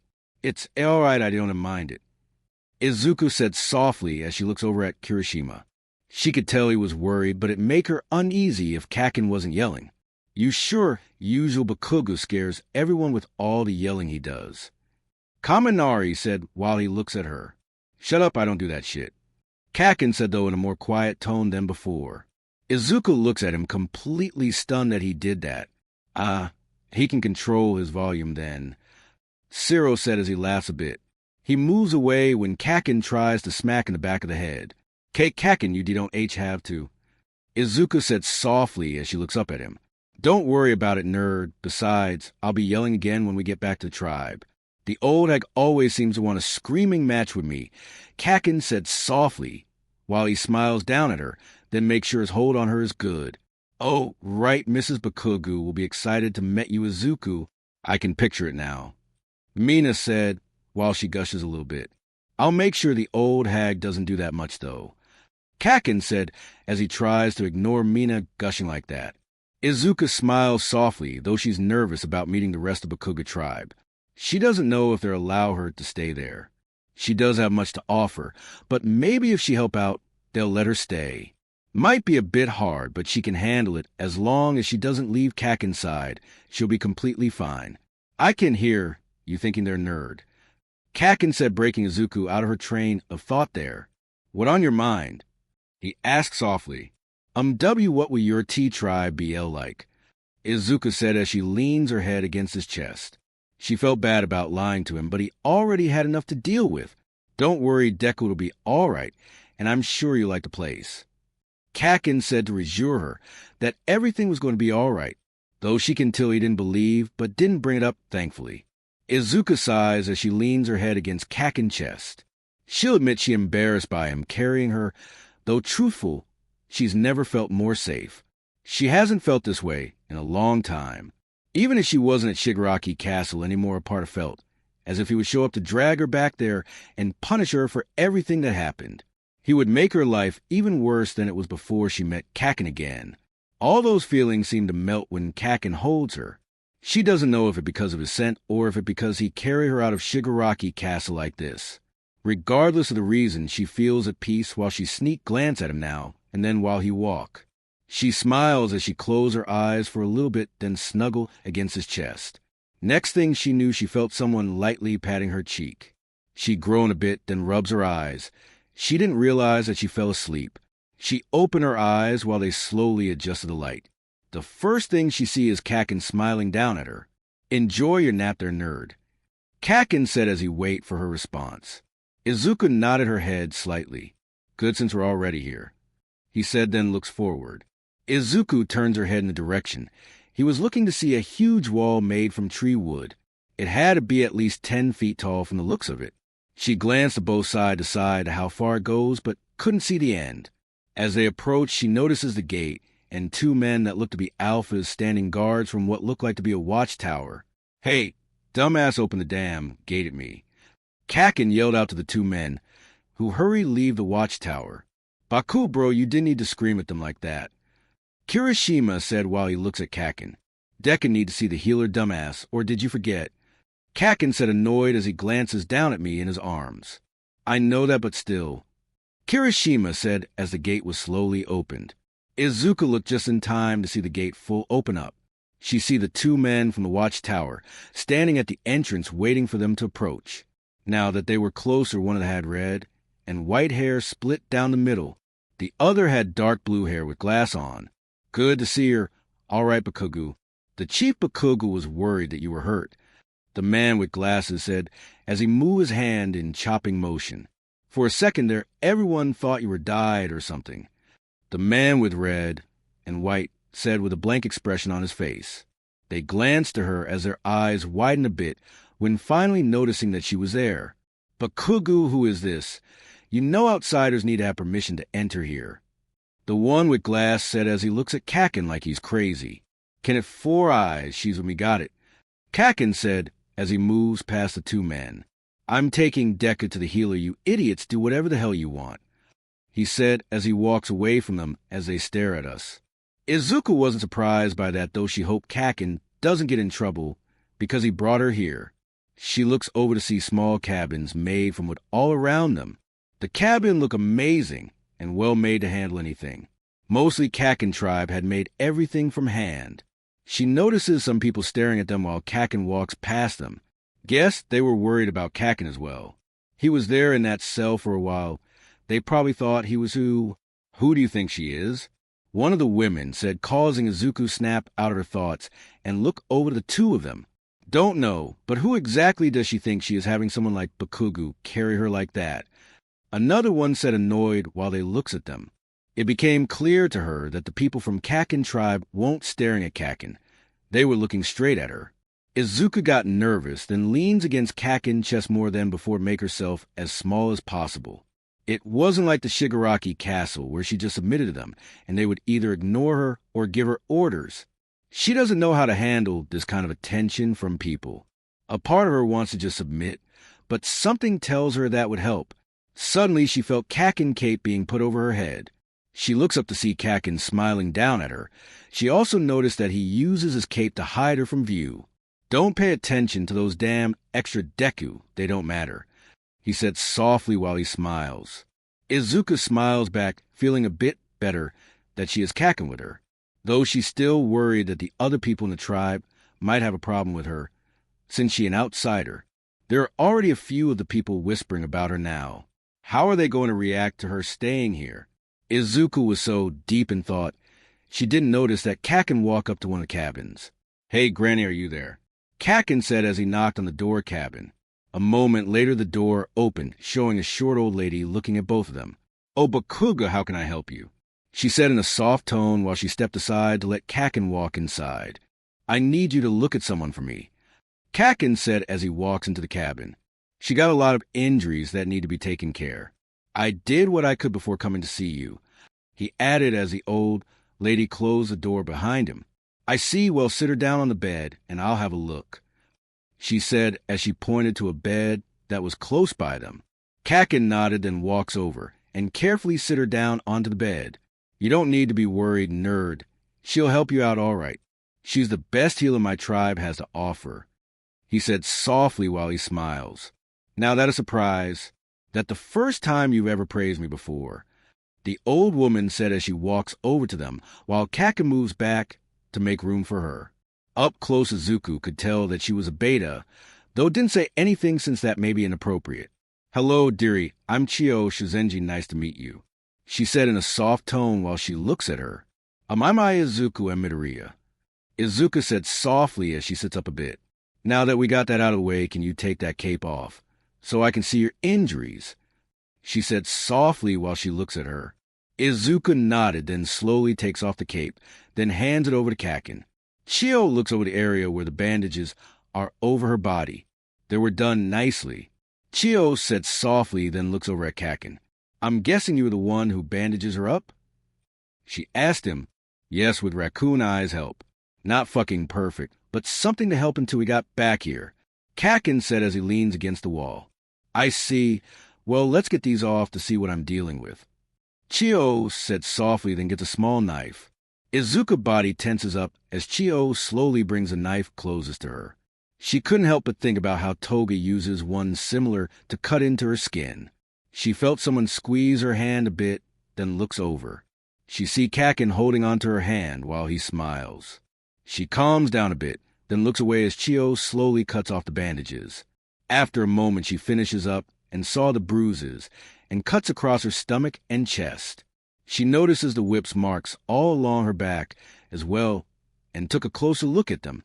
My dear, you've been hurt this much, dearie, Chio said softly while she looks over all the injuries on her body, mostly see if the cuts are infected.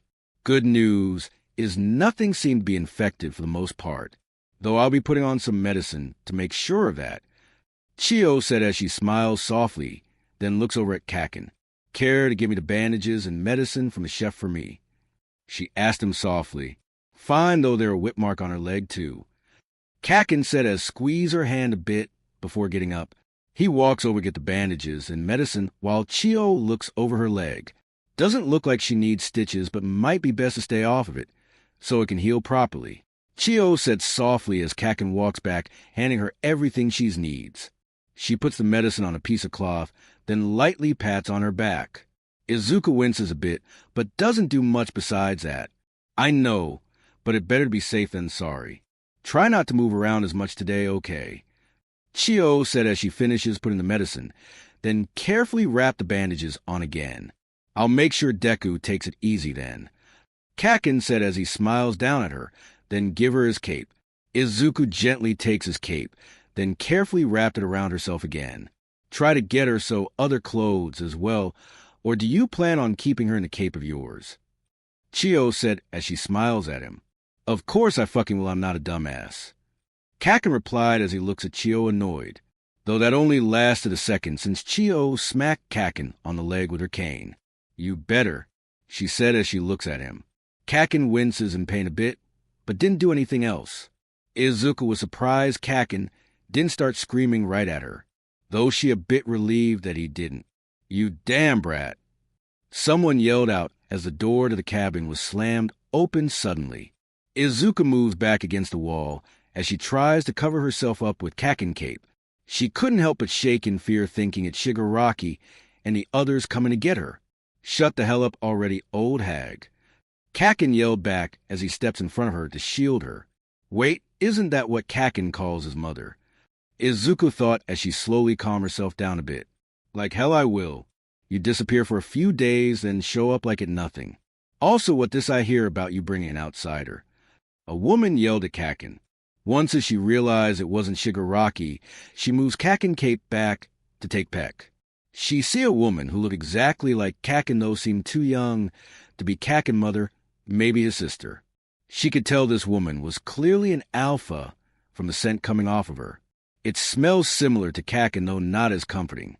Behind her was a man with brown hair and glass. Mostly a Omega from the way his scent smells. Damn, Fry's decided to fucking snitch on me. Kaken said as he looks at her, annoyed by this. The woman was about to say something else, but her and Izuku eyes met. They stare at one another for a second before Izuku got scared, then hides behind Kaken shaking. Kaken in serious trouble now. God, why did she think him bringing him was a good idea in the first place? I should have just stayed in the castle. She thought to herself while she keeps herself hidden from view. Hey, Deku, all right. You're safe, all right, I promise. Kaken said softly as he carefully wrapped his arm around her, then slowly lets out a calming scent, completely ignoring everyone else in the room. Izuku slowly calms down, then melts into his arms. Her heartbeat slowed down while Kaken smiles down at her. I promise no one will hurt you. Okay, Deku, he said softly into her ear while he careful run her back, mindful of her whip marks. Izuku nodded but as she looks up at him, then give him a small smile. Katsuki, did you just say, Deku? The woman behind them said, snapping them back to reality. For a second they completely forgot they weren't alone. Yeah, I did, old hag. This is my friend I thought had died. We were fucking brats. Kaken said softly while he looks at the woman, while he keeps his arms wrapped around her protectively. The woman's eyes widen as she stares at Izuku as if she was seeing a ghost. But how we saw what happened to her village? She said softly while the man behind has the same expansions on his face. Turns out the Omega and children were taken and sold off to be slaves for the rest of their lives. Kaken said softly while he looks at her. So that mean that she, eh? The man said as he slowly picked together what Shiji was. She was a slave from Shigaraki Castle, but not anymore. I beat the hell out of that bastard and got her out of there, he said while he smirks a little bit. I see, well, I'm glad you're all right and you were able to come back to us. The man said as he slowly come back from that, still surprised by this. Yes, and now we're able to meet your friend, the woman said with a small smile on her face. Kaken nodded, then looks back at Deku as he smiles. Deku is the old hag and old man I told you about before, he said softly while he moves out of the way, so can get a better look at them. Damn, brat, don't introduce us like that. The woman yelled as she smacked Kaken in the back of the head. Afterward, she turned her attention to Izuku and smiled softly. Hello, dear, I'm Mitsuki Bakugu, and this my mate Masaru. with his brat parents," she said in a soft tone while she looks at her. Izuku just stares at the two of them, not knowing what to say. She wasn't expecting to meet Kakin, so soon she was a bit caught off guard by this. "Oh, am I Izuku and Midoriya, and nice to meet YUB both," Izuku said softly as she looks at them. "It nice to meet you as well," Masaru said softly, then noticed the bandages all over her body. "Dear," he said softly to Mitsuki. "Oh, how bad are her injuries, Chiyo?" Mitsuki asked softly while she looks over at her. "Not too bad, thanks to your son, but she'll need to take easy for the time being," Chiyo said softly while she smiles at them. "That good to hear, though you must be hungry, and we need to get you some new clothes," Mitsuki said softly while she moves closer, then pushed Kakin away to sit next to Izuku. "Why don't you go and get some food and clothes for her? In the meantime, we'll stay here with Izuku," Masaru said softly while he puts his hand on Kakin's shoulder. "Wait, what that shit can wait till later on. I'm not leaving Deku's side," Kakin said as he looks at them annoyed. "Ah, come on, we want to talk to her for a bit. Plus it won't kill you," Mitsuki said softly while she smiles gleefully. "As if I would leave her with you, old hag," Kakin yelled out as he glares at his mother. I'll be all right, Kakin. Really, you don't have to worry about me," Izuku said softly, surprising both of his parents by this. Kakin looked like he was about to argue with this, but his father pulled him close, then whispered something in his ear. Izuku couldn't tell what it was, but it seemed to calm Kakin down a bit. "Fucking fine, but you better not do anything that makes her uncomfortable, old hag," Kakin yelled out as he glares at them. "We wouldn't dream of it," Mitsuki said softly while shooing Kakin away. Kakin rolled his eyes and looks over at her right before he leaves the cabin. Now Izuku was left alone with Kakin's parents. She'd be lying if she said she wasn't scared out of her mind right now. "I'm sorry for the inconvenience. I'll leave as soon as I'm healed," Izuku said softly as she looks down. "Oh no, dear, don't worry about that. You can stay with our tribe as long as you need," Masaru said as he moves a bit closer. "Yes, we love to have you here. I've never seen our brat act that way around anyone before now," Mitsuki said softly while she smiles at me. "Oh, really, that hard to be believed with how he treats me so kikikandy. I can't remember the last tea time anyone like that before," Izuku said as she pulled Kakin Cape closer to her. "Poor dear life at Shigaraki Castle must have been horrible for you," Masaru said as he looks over the bandages on her. "Yes, but he decided to punish me because I tried to help Kakin escape. He wasn't happy about any of it," Izuku said as her grip on Kakin tightened a bit. "That bastard. Well, you're safe here, and you can stay forever if you like. I know that brat of mine wouldn't mind, Kate, a bit about that," Mitsuki said while she lightly runs her hand through Izuku's hair a bit. Izuku was a bit surprised by the warm welcome she was receiving from them. Truly, she hadn't expected this kind of react, but thankful for it. "Thank you," she said as she looks at both of them. "No need to thank us, dear.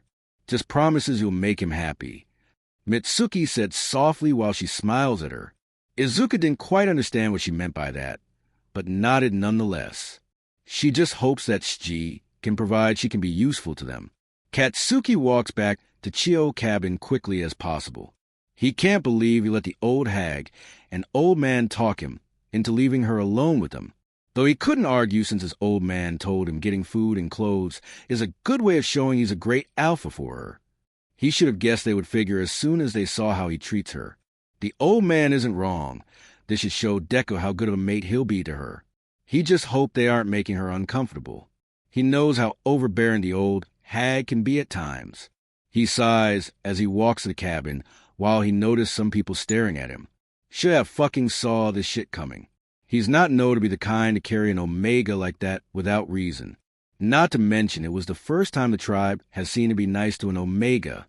Whenever one of them comes up to him while releasing their scent to get his attention, he glares right at them as he tells them to fuck off. Their scent smells disgusting to him, even single time they do that. Hell, Deku's scent might be the only one he's ever liked in his life. Still, they try that damn shit with him any chance they get. Mostly of them want him since he's next in line to be chef. Too bad for them. He doesn't plan to pick any of them to be his mate. He already has someone he wants, and he's not letting this change get away from him. Katsuki gets to the cabin and hears laughing from the inside as he grabbed the doorknob. He a bit confused by that, then opened the door to see what's going on. He walks in to see the old hag and old man sitting by Deku as they smile at her. He noticed that she didn't seem as nervous as before he left. He's glad that they didn't overwhelm her while he was gone. "Oh, you're finally back," Masaru said as soon as he noticed Katsuki in the room. "About time, you damn brat. Little Zu here can't just be in your cape all day. Not to mention she needs something to eat. Looks how skinny she is," Mitsuki said as she smiles at Deku, then lightly pats her on the head. "I'm here, aren't I, old hag?" Katsuki said as he walked over to them. He handed Deku the plate of food as he smiles. Deku carefully takes a plate, then looks up at him as if asking for approval to eat. He nodded his head to let her know it was all right. He knows it might take time to get rid of all the habits she's picked up from being in that hellhole. Though with time, he's sure she'll be doing much better than she is now. Deku slowly started eating the food. Her eyes widened a bit from the taste, like it's the best thing she's ever had. Damn, she's too adorable, Katsuki thought as he looks at her. Apparently, he's not the only one since the damn hag smiles at Deku. "Ah, you're too adorable. Once as you finish up, I'll help you get dressed," Mitsuki said as she practically vibes with excitement. He should have expected her to act this way, but it's still surprising for him. The hag's going to be a damn pain about all of this for God know how long. Guess he'll fucking have to deal with that shit for the time being. After a bit, Deku finally finished up eating, then handed the plate carefully as if she's scared to drop it. "Okay, let's get you dressed now, dear. Brat, leave the room while I help Izuku here out," Mitsuki said as she gets the clothes. "What? Why do I have to leave?" Katsuki said, a bit annoyed that he has to leave Deku's side again. "I can't get her dressed while you're here. Now, shoo, let me make her pretty," Mitsuki said as she gets up and pushes him out of the cabins along with the old man, then shuts the door behind. He could go back in. "Damn it, old hag," Katsuki said, annoyed by this shit as he leans against the wall. "The hell got into her?" he asked his old man. "You can't blame her for being excited. You know that she's wanted you to take a make for a while," Masaru said as he smiles at Katsuki. Truth be told, he was excited as much as his wife. They had worried that Katsuki would never take a mate before now. "You two are still on that shit. I thought we were over that already," Katsuki said as he sighs. "That was before you brought a sweet girl like Izuku and started acting like her mate. Mostly the whole tribe is talking about it now," Masaru said, knowing that something like this wouldn't go unnoticed by the rest of the tribe. "Deku not my mate, though. Not yet, anyway. I need to prove can be a good one to her, then see if she'll pick me," Katsuki said as he tries to keep his mind from wondering if Deku felt the same way as him. "I'm sure you will, though you might need to be more clear on your counting her. The poor girl probably not aware that you're trying to, judging by her reaction when Mitsuki asked her to make you happy," Masaru said to him, remembering the look of confusion and surprise on Izuku's face when she told him that. "I'll make sure she knows what I'm trying to do later, though Deku stays with me for the time being," Katsuki said as he looks at the old man. A part of him still scared of being away from Deku's side, as if she'll disappear again. It a dumb-ass fear he needs to get over all right.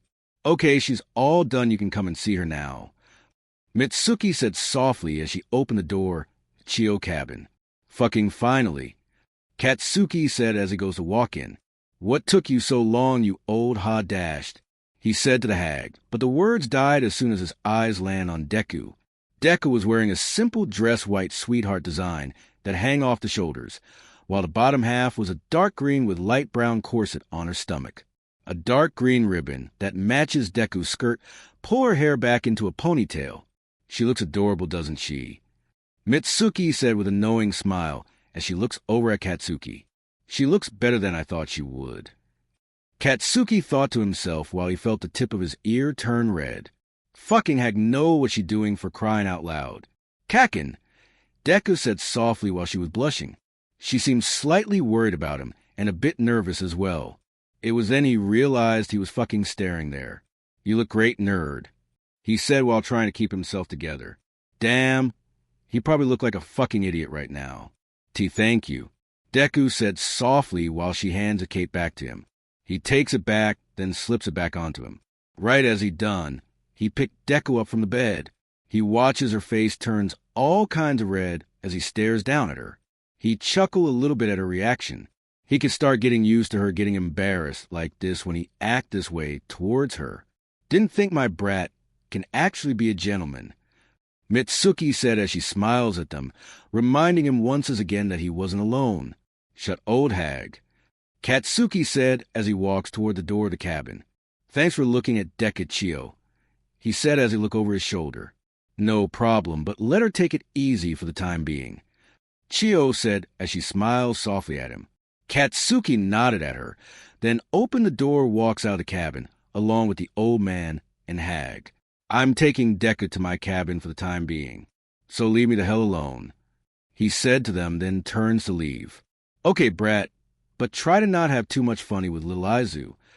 Mitsuki said to her son with a knowing smile. Shut up already, old hag. Katsuki said to her, annoyed by how she was fucking acting. She knows damn well he wouldn't do anything like that. Deku face turned all shades of red now. Now, dear, leave him alone. Masaru said as he smiles at them. Come by if you need any help, son. He added then to his wife habbed and walk off to their cabin. Katsuki nodded, then walks to his cabin while holding Deku closest to him. He glances down at her when she leans her head against his chest. He smiles softly while he watches her relax in his arms. A small gasp caught his attention, causing him to look over to see some women watching him. As soon as he looks at them, they run off in a hurry. Damn, extra really want to be that annoying. He thought to himself as he continues walking. Probably should keep Deku close in case any of them try something. He doesn't put it past them judging by the way they were staring at her when he just got back. Not to mention, they can be pretty nasty to one another give the chance. Katsuki sighs as he gets to his cabin, then opens the door. He walks in quickly, then closes the door behind him quickly. A small gasp caught his attention, causing him to look down at Deku. She was looking at the place wide eyes, clearly amazed by the place. She looked like she's never seen anything like this before in her life. Katsuki smiles at her expression, then walks over to the table. He carefully sits her down in one of the chairs, then bring another one close for him to sit down as well. You'll be staying with me from now on, all right, Deku, he said softly to her while he holds her hand. Okay, Kikakin, I'll see clean and see cook here as much as be possible. Deku said as she looks at him, a bit determined. You don't have to do any of that, Deku. Besides, you heard Chio. You need rest in order to get better. Katsuki said to her. He expected her to say something like that after spending years at that shithole. But I don't want to be a B burden to you after everything you've D1 for me. It's T the L least that I can D-do. Deku said as she squeezed his hand a bit. You're not a burden, Deku, and you definitely don't owe me shit all right. I just want you to get better as soon as possible, right? Katsuki said while he rubs his thumb against her fingers to calm her down. But W when you're C counting the P person you L love, I don't W want to be on the WA. Deku said as she calmed down slight, but still seemed a bit worried. Deku, the person I want to count is you. Katsuki said bluntly while the tip of his ears turned red. Damn it, why the hell did he say it like that? Deku looks at him completely confused while his whole face turns red as well. Crap, he really should have worded that fucking better. Then again, feeling won't exactly something that he was good at. Katsuki sighs and moves the chair forward a little bit, so he closer to her. He holds one of her hands, then puts his other hand on her cheek. Listen, Izuku, I want to count you and prove I could be a good mate to you, he said, while holding her cheek in his hand as he looks into her eyes. Deku's eyes widen as she stares at him, not knowing what to say to him. He couldn't help but smiles at her reaction to all of this. Look, I'm not going with fucking feel, or that kind of shit, but I know who I want as my mate nerd. So please let me count you, he said softly while he lightly rubs his thumb on her cheek. Why do you W and S someone L like me? A also the P people in the YUR-T tribe might not be T2H happy about this. I don't W Santa C cause you P problems. Deku asked him, still not understanding why he would want her. Damn, that bastard really did a number on her. Why wouldn't I want you, Deku? You're beyond perfect for me. I don't give a damn if anyone has a problem with it. At the end of the day, I want you as my mate, no one else, he said as he squeezed her hand a bit as if to reassure her. He wanted Deku to understand that he wanted her more than anything. I'll like you too, Kaken, but I'm as scared. W what if Shigaraki as shows up A again and T takes me B back. Deku said softly while she trembled a bit as she looks down. She was terrified of the thought that Shigaraki could be searching for her as they speak. Hey, I promise, I won't let that happen, all right, nerd. If he's dumb enough to try to take you, I won't be nice like I was last time. Katsuki said while he rubs her cheek softly to calm her down. He knows that bastard is still out there, but let his crusty ass try something. He'll make sure to kill him this time around. He shakes his head to get rid of those thoughts. Getting Deku permission to court to her was more important than that bastard. He puts his hand underneath her chin, then slowly moves it. So he looking into her eyes again. I won't let anything hurt you, I promise. Though please let me court you, show how good a mate I can be. If you don't want afterwards, I'll understand, but let's try at least, nerd. He said softly while he watches the tears gathered in Deku's eyes. Yes, Kaken, I W want you to see court me. Deku said softly while some tears go down her cheeks. She smiles softly while holding onto his hand tightly. Katsuki pulls Deku into a hug, barely able to contain himself. You have no idea how fucking happy I am, nerd. I'll court the shit out of you, just you wait, he said as he holds her close to him while he grins like idiot. Deku hugs him back while she looks over at him. She was still crying a little bit, though he wasn't too worried since she's always cried easily even when they were brats. He gently wipes away her tears while he looks down at her. I promise you won't regret saying yes, nerd, he said softly, then gently kisses her forehead. IT official. Kaminari yelled as he slammed open the door to the cabin while smiling like an idiot. The fucking hell. What the hell are you idiots doing here? Katsuki said as he turned around while glaring at him. He noticed that the other idiots were there as well. He can't fucking have a damn moment of peace, can he? Kaminari, you ruined their moment. Mina yelled at him while she glares a little bit. She made it clear to him that he needed to keep his mouth shut. Sorry, I just got excited. I thought he'd take forever to ask her. Kaminari said while rubbing the back of his neck, though quickly changed raccoon eyes tone as soon as she looks over at Deku. You look so adorable, Izuku, she said as goes over to her and moves him out of the way while gushing over her new look. Sorry, Baku bro. We want to see how you two were doing all right. But over here, though that was manly as hell, that you asked to court Izuku. Kirishima said as he smiles at him while slightly apologizing for all of this. Yeah, man, I didn't think you had it in you. Siro said as he walked in behind shitty hair, smiling at him. Damn it, can't I get a moment with Deku here without you idiots ruining it? For fuck's sake, you know how important it is. Katsuki yelled at them, annoyed that they interrupted something as important as this. He's sorry, I couldn't resist seeing out Bakugo finally because of man. Kaminari said jokingly while he smiles at him. Never thought I'd see the day. Siro said while pretending to wipe tears from his eyes as he barely contains a smile. Shut the hell up, you idiots. Katsuki said as he glares at them. Shitty hair, soy sauce face, and dunce face laugh right at him. That it come here. He yelled, then charges for them. Kirishima. Siro and Kaminari run away from him while they laugh their ass off. Katsuki gets more annoyed the more that they laughed at him. You idiots are dead when I get my hands on you. Katsuki yelled as he chased them around the cabin. Come on, it was just a joke. Kirishima said as he and the others run from Bakugo while grinning like an idiot. A soft laugh makes all four of them stop in their tracks. Katsuki looks over to see Deku laughing while she watches them. He smiles softly at her. It'd been a long time since he's heard her like that. He's glad that she's able to laugh just like she did when they were both brats. He'll make sure she'll always be able to laugh like that from now on. Someone in love. Kaminari said smugly while he looks at Katsuki. Yet again he had to ruin another perfect moment. You're dead now, dunce face. Katsuki yelled as he grabbed Kaminari from the back of shirt, then puts him in a headlock. Kaminari tries to escape, while Kirishima and Siro run over to help him out. Shigaraki, he's here, Toga said as she opened the door to Shigaraki office. She pressed down on her eye to get to stop hurting. She's been dealing with a black eye that she's got from the fight a few days ago. Took him long enough to get here. Shigaraki said as he glares at Toga, as G watches her open the door then move out of the way. A man with a plunge mask walks into the room while staring at Shigaraki. I was told you wanted to speak with me, Lord Shigaraki. The man said in a low tone as he stops a foot away in front of Shigaraki's desk. What can I do for you? He added while looking down at him. Chisaki, I want to know why the hell you didn't tell me about my toy knowing Katsuki Bakugo.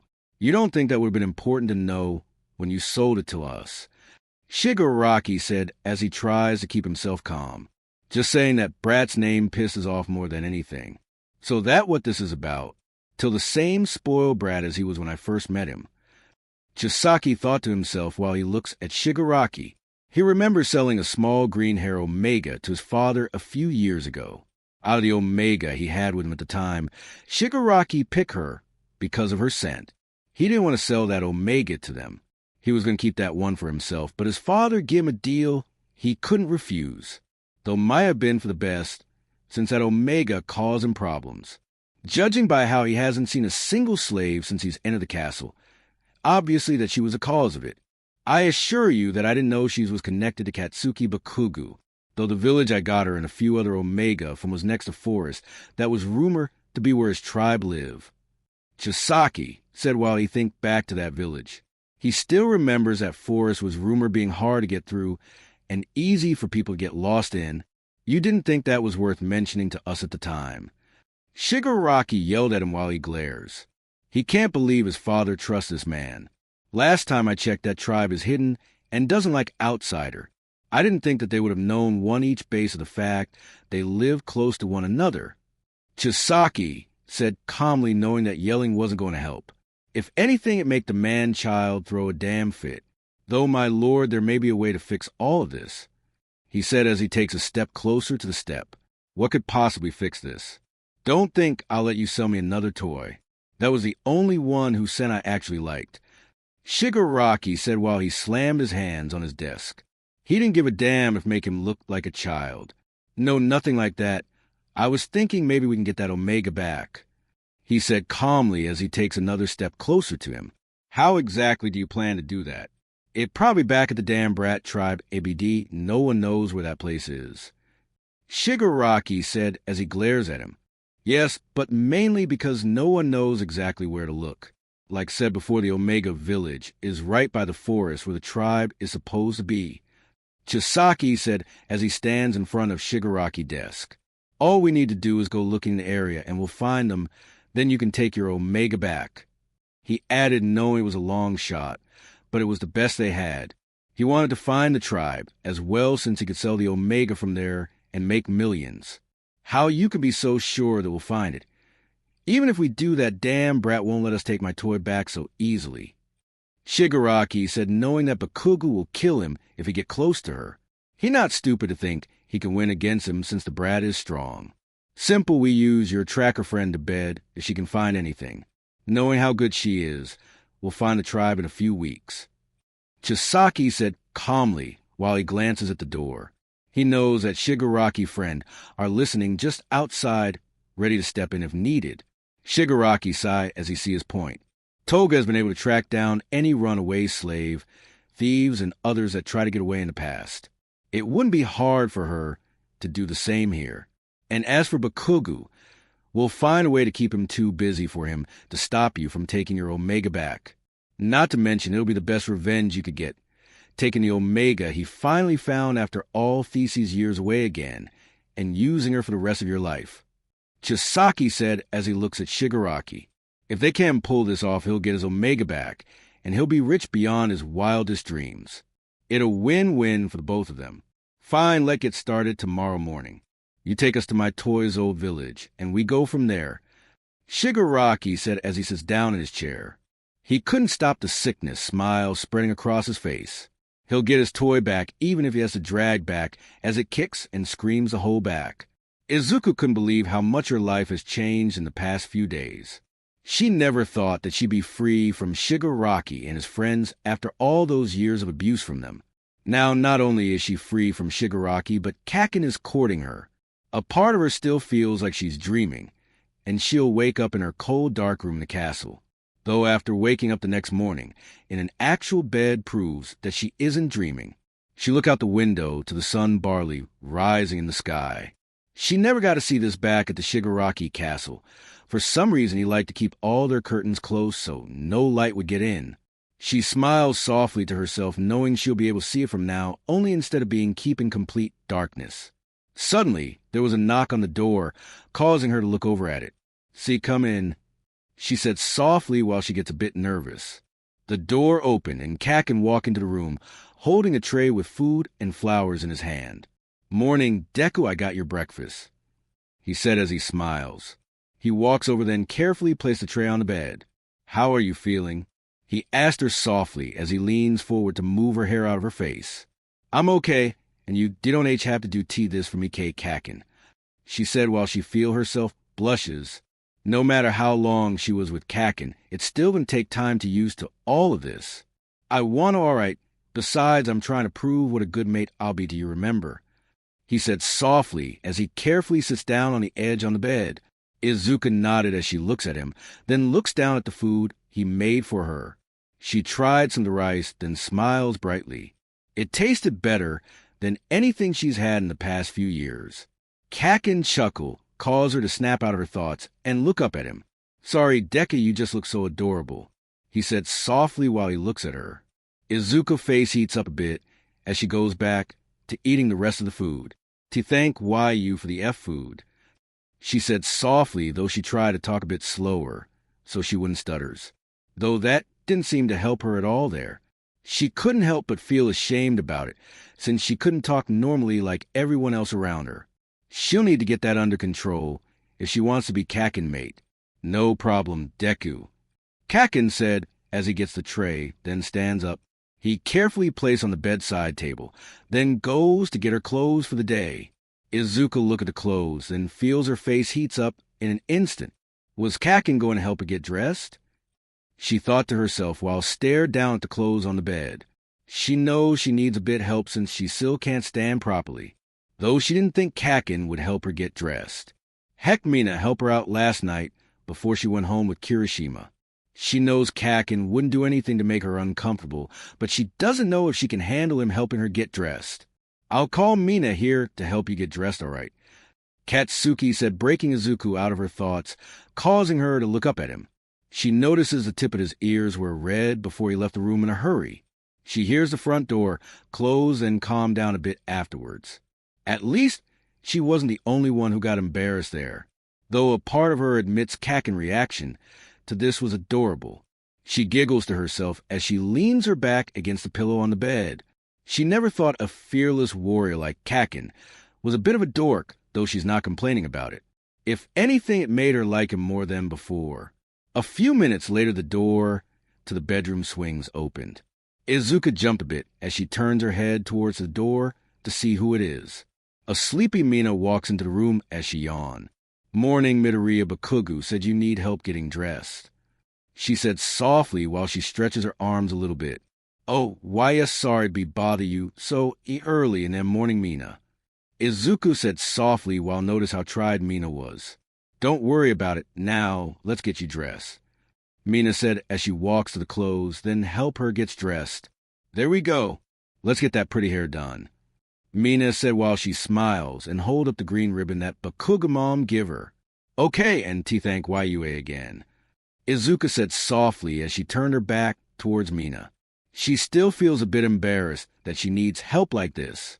"It completely fine, though it seems Baku babe gets embarrassed at the thought of dressing you," Mina said while she carefully gathers Izuku hair as she smiles. "I don't think Kakin was embarrassed," Izuku said softly as she thinks back to how red Kakin's ear were when he left. "Trust me, he was. His face was all red when he came over to the house." Mina giggles a little bit as she ties the green ribbon into Izuku hair. "Oh, I didn't know," Izuku said softly as her cheeks turned pink at the thought. She knows Kakin had the same idea after he put the clothes on her just by how he ran out of the room quickly. She doesn't blame him for that since they barely started courting each other. "Yep, he was, though I'm sure he wouldn't mind helping you, though," Mina said as she smiles while finishing putting the ribbon in her hair. And Mina, Izuku yelled out while she felt her faces turn even redder than before. She pretty sure anyone can see her in the dark like this. Haha, just kidding though, I'm not wrong the man got it bad for you. Mia said as she holds her hand up as if to surrender. She couldn't help but tease Izuku a little bit. Just as Izuku was about to say something, there was loud pounding on the door suddenly. Or raccoon eyes, are you fucking done in there? Kakin yelled on the other side of the door. Mina rolled her eyes as she walks over and opens the door. Calm down, jeez. I just finished up getting your mate all pretty for you, she said as she giggles unaffected by Kakin glare. Kakin walked into the room right past Mina, straight towards Deku as he smiles. Hope raccoon eyes didn't drive you crazy, nerd, he said as he looks down at her. Izuku shakes her head slightly as she gives him a small smile. Even if Mina loved to teases her, she can handle it. As if I could drive anyone crazy, Baku babe, Mina said while she looks at Kakin annoyed. Whatever raccoon eyes, Kakin said as he moves closer to Izuku, then carefully picks her up from the bed. He carries her princess style as he smiles. Izuku's face heats up as she looks up at him, her heart pounding in her chest as a result of this. Not matter how many times Kakin carries her like this, she doesn't think she could get used to it. Where are we going, Kakin? Izuku asked as she tries to calm herself down as much as possible. I'm showing you around the tribe today. That way, when you get better and walk around, you won't get lost. Kakin said softly as he smiles down at her. Okay, but I see can walk, I'll be all right. Izuku said softly to him. She felt a bit bad that he has to carry her around like this. As if, remember what Chio said, you need to stay off that leg in order for it to heal. So I'll just carry you around for now. Kakin said as he adjusts his hold on her, but to make sure she doesn't fall. I didn't think you can be such a Prince Kakin, Mina said as she giggles a little bit. She couldn't help but tease the adorable couple. The hell are you still doing here for raccoon eyes? Don't you have to get back to shitty hair? Kakin said as he turns his head to glare right at her. Fine, I'm going. Have fun, love birds, Mina said softly as she giggles a little then walks away. Kakin rolled his eyes and slowly walks out of the cabin carefully so she wouldn't hit her head on the doorframe. This gets Izuku to smile a little bit. Although the action was small, as ever it still mean a lot that he's careful with her. It showed her how much he cares about her and that she could feel safe with him. Without thinking much, she leans her head against his chest as he walks away from the cabin. Kakin smiles down at her while he walks around the tribe. He shows her around the tribe while going into detail on every job each member of the tribe has. She smiles as she listens to every bit of information that he tells her. It meant a lot that he's sharing all of this with her. Not to mention, she feels a bit closer to him now after hearing this. As Izuku was listening to Kakin, she notices something out the corner of her eye. She turns her head to see a few girls staring at her, more like glaring at her. Judging by the smell, all it seems that they were Omega just like her. She gulps as she looks away from them, though she could still feel them staring straight at her. She should have known there would be attention on her, since she's an outsider. They probably don't like them in Kakin tribe, since they don't know if they can trust her. Hopefully with time they'll be able to warm up to her, and she can get along with them. Kakin lightly rubs her head a little bit while he looked down smiling at her. He most likely noticed she was uncomfortable just now. She watches him glance at the other, Omega, causing him to run off right away. Why you didn't have to do that, Kakin? Izuku said softly as she looks up at him. She felt a bit bad that Kakin make all of them run off like that. Like hell I didn't. No way in hell I'm letting anyone make you uncomfortable, Deku, Kakin said as he walks towards the training grounds. She started at a few members of the tribe sparring against one another. She watches with amazement as the eyes follow every single move they make. Pretty cool, isn't Deku? Kakin said softly, getting her attention on him. He smiles at her while carefully sitting down on her in a safe spot in the grass close by. They're amazing, she said softly as she turned her head to see guard with the red and white hair from yesterday slam the other guard with blue hair and glass onto the ground. What till you see me fight? I'm 10 times better than these extras, Kakin said as he smiles at him. I've already seen you fight, Kakin. I remember back at Shigaraki Sea Castle. Izuku said as she thinks back to the way Kakin beat Shigaraki up when he saved her. True, she didn't see the aftermath of it, but she knows that Shigaraki wasn't getting up after that. That doesn't fucking count. That bastard couldn't fight to save his damn life. Katsuki said as he takes off his cape, then wrapped it around here. Hang on to this for me while I show you how it fucking done, he said as he stand back upright. Izuku pulled his cape close to her while watching him walks toward the guard from yesterday. I half and half you're up against me next. Kakin yelled, getting the guard attention on him right away. Oh, hi, Bakugu. The guard said as he helps the man. He slammed on the ground a few minutes before back onto their feet. Good to see you again, Bakugu. I should have expected you to show up on the training ground for sparring, the guard with glasses said as he brushes the dirt off of his clothes. He glances over and noticing Izuku sitting in the grass nearby. Bakugu, why did you bring the outsider to the training grounds? He asked, drawing everyone attention. They all stop what they were doing, then look over at her as a result. Izuku gets flustered, then brings a Kakin cape closer to her, as Ichi was trying to hide. She wasn't expecting all of this attention on her suddenly. Oi, quit staring at her, you damn extras. Deku my guest here, so show some fucking respect, Kakin said while glaring straight at them. Some of the tribe members look at him completely surprised by this. Meanwhile, others look at him as if he's lost his mind all of a sudden. Sims, when are you nice to Omega Bakugu? Usually you scare them away or ignore them.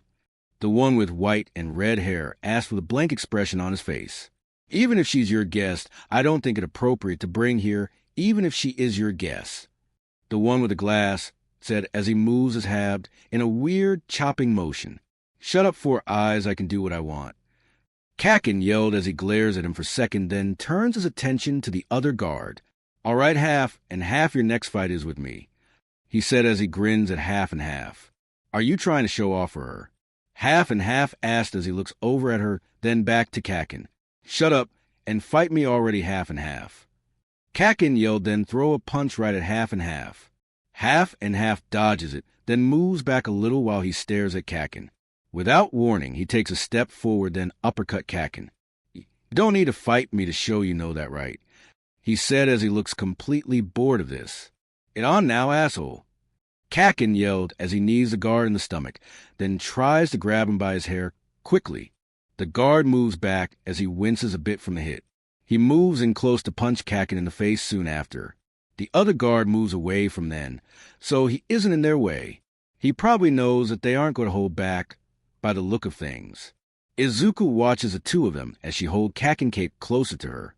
She knows that Kakin is strong, but she can't but worry that he'll get hurt. Then again, he manages to beat Shigaraki up, so maybe he'll be just fine. Also, the guard isn't going to kill him, that for sure. Though she wasn't sure why Kakin was trying to do exactly. She already knew Kakin was a great fighter before she met him, so why would he try to... Hey, outsider. A voice behind her snapped Izuku, put her thoughts causing her to look behind her. She was surprised to see the Omega from earlier staring straight at her. Why yes. Izuku said as her grip on Kakin cape tightened a bit. She was nervous just from the looks they were giving her just now. What the deal with you and Bakugu? Why is he carrying you around like that? One of them said as she stepped closer. She moves her light brown hair out of her face, while Izuku felt her dark brown eyes look her up and down. I can't W-walk since my L-leg is hurt. K-Cat can be been to carry me around, so I don't make it W worse, Izuku said softly as she tries to keep herself calm. She couldn't help but be nervous since she only ever interacted with only one another Omega. Though, unlike Mina, they seem more hostile. Is it because she was an outsider? Who'd give you permission to call my mate that ridiculous name? The one with the light brown said in harsh tone as she takes a step closer.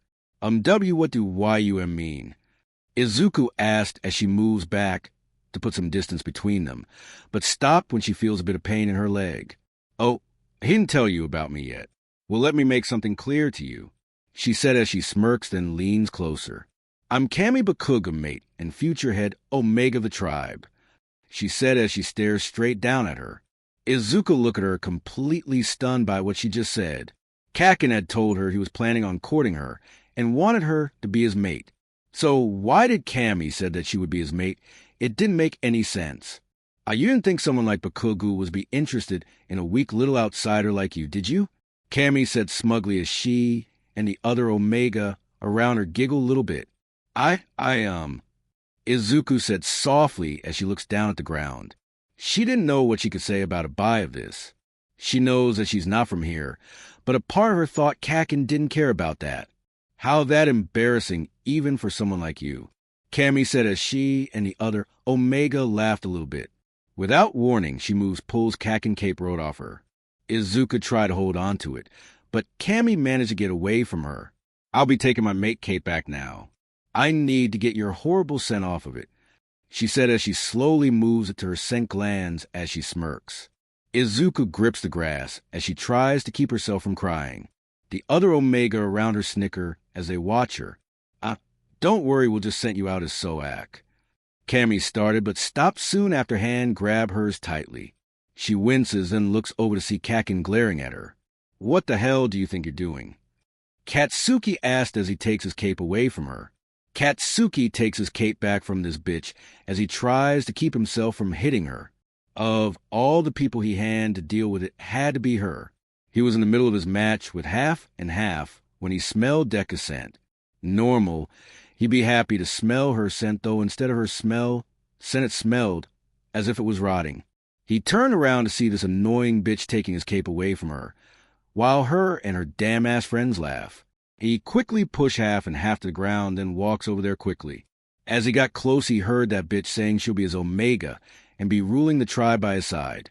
It took everything in him to fucking keep himself from throwing up. Like hell he would take her to be his Omega.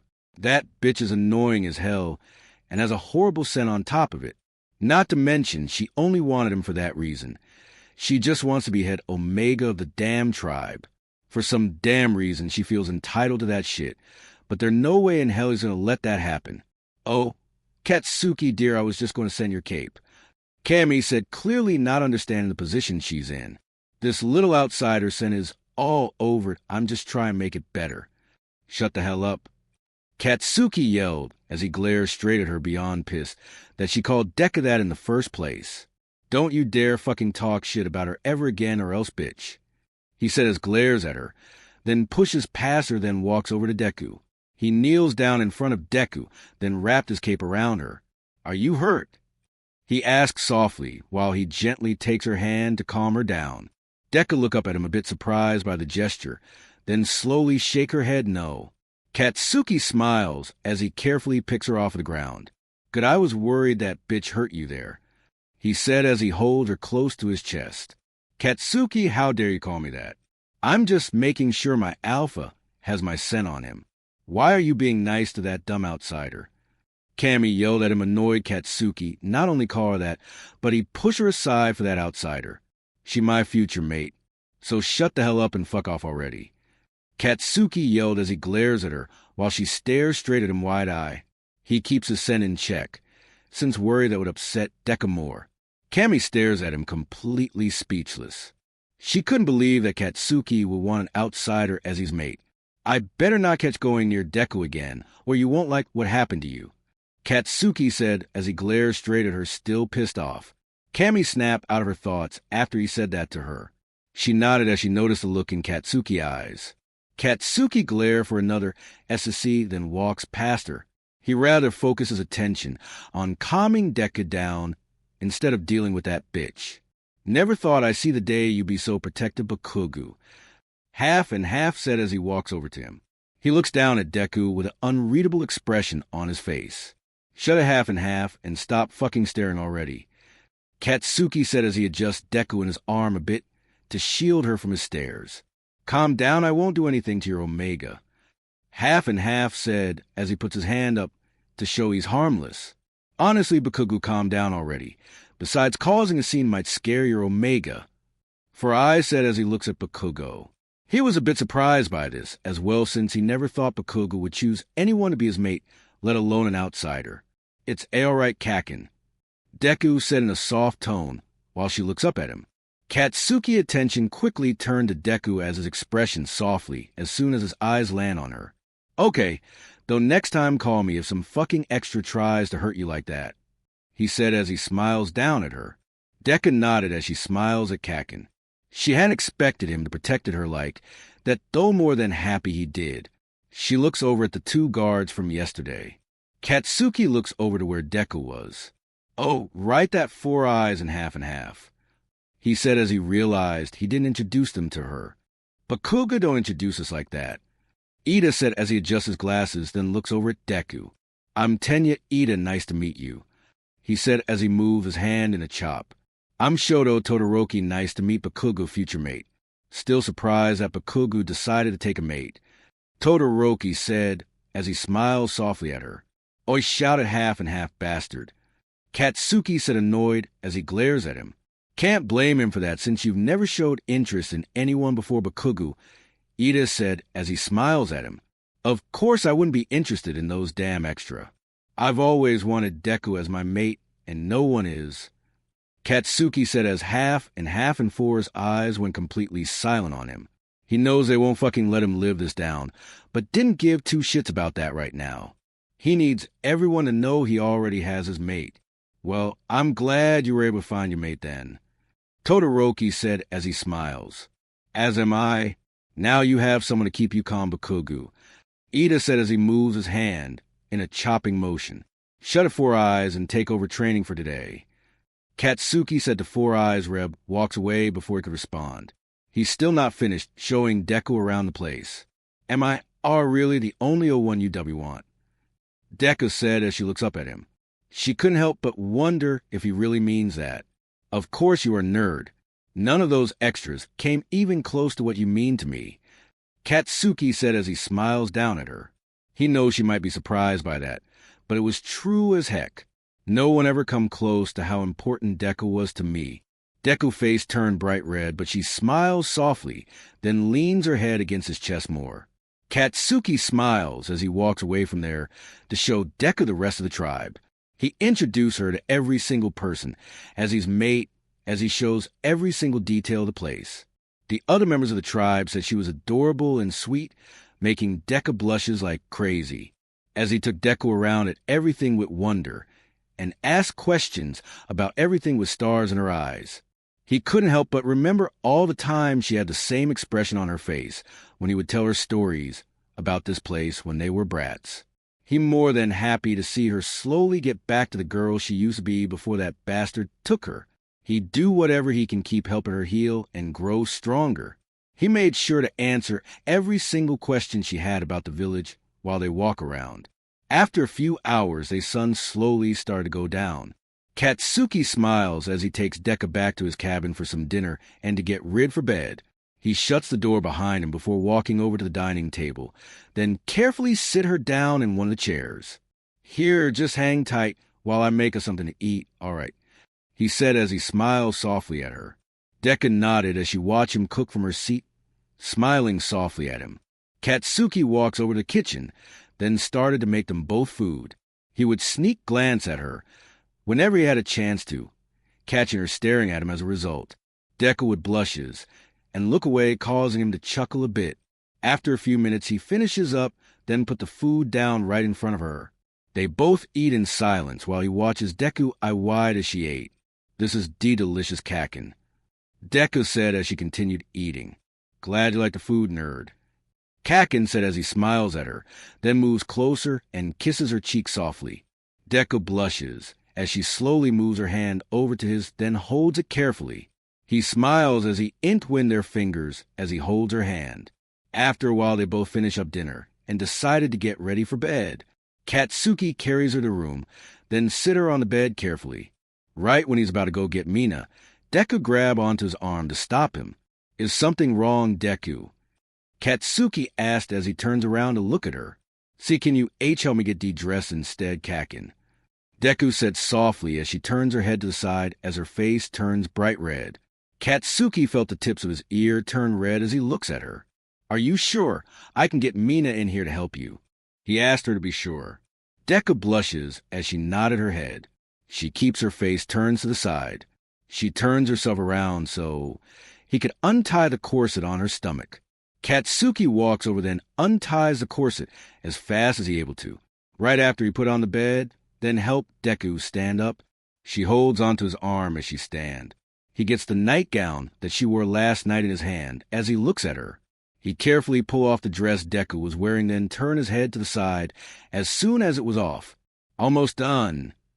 He thinks to himself as he gets the nightgown, then carefully put it over her head, then pulled it down. After Deku put her arms through the sleeves, then lets the rest of it down her body. There, that sound be good.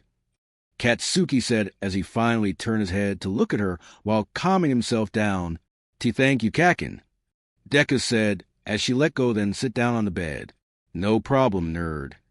Katsuki said as he smiled softly at her, then turned to leave only to be stopped by Deku again. Si can you stay with me? Deku said as she looked at him. She lightly moves her thumb over to his hand. Sure thing, nerd. Katsuki said as his face turns bright red. He moves toward the bed, then moves the blanket as he gets on. He lays down next to her and pulled the blanket over them. Deku moves closer to wrap her arms around him and put her head on his chest. Katsuki smiles as he pulled her closer, then slowly moves his fingers through her hair. Good night, Deku, he said softly as he kisses her forehead.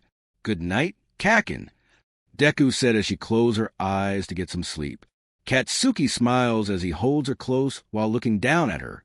He has a feeling Raccoon Eyes has something to do with Deku boldness, but he isn't complaining. He might thank her ass for it, though probably won't since it'll go to her head.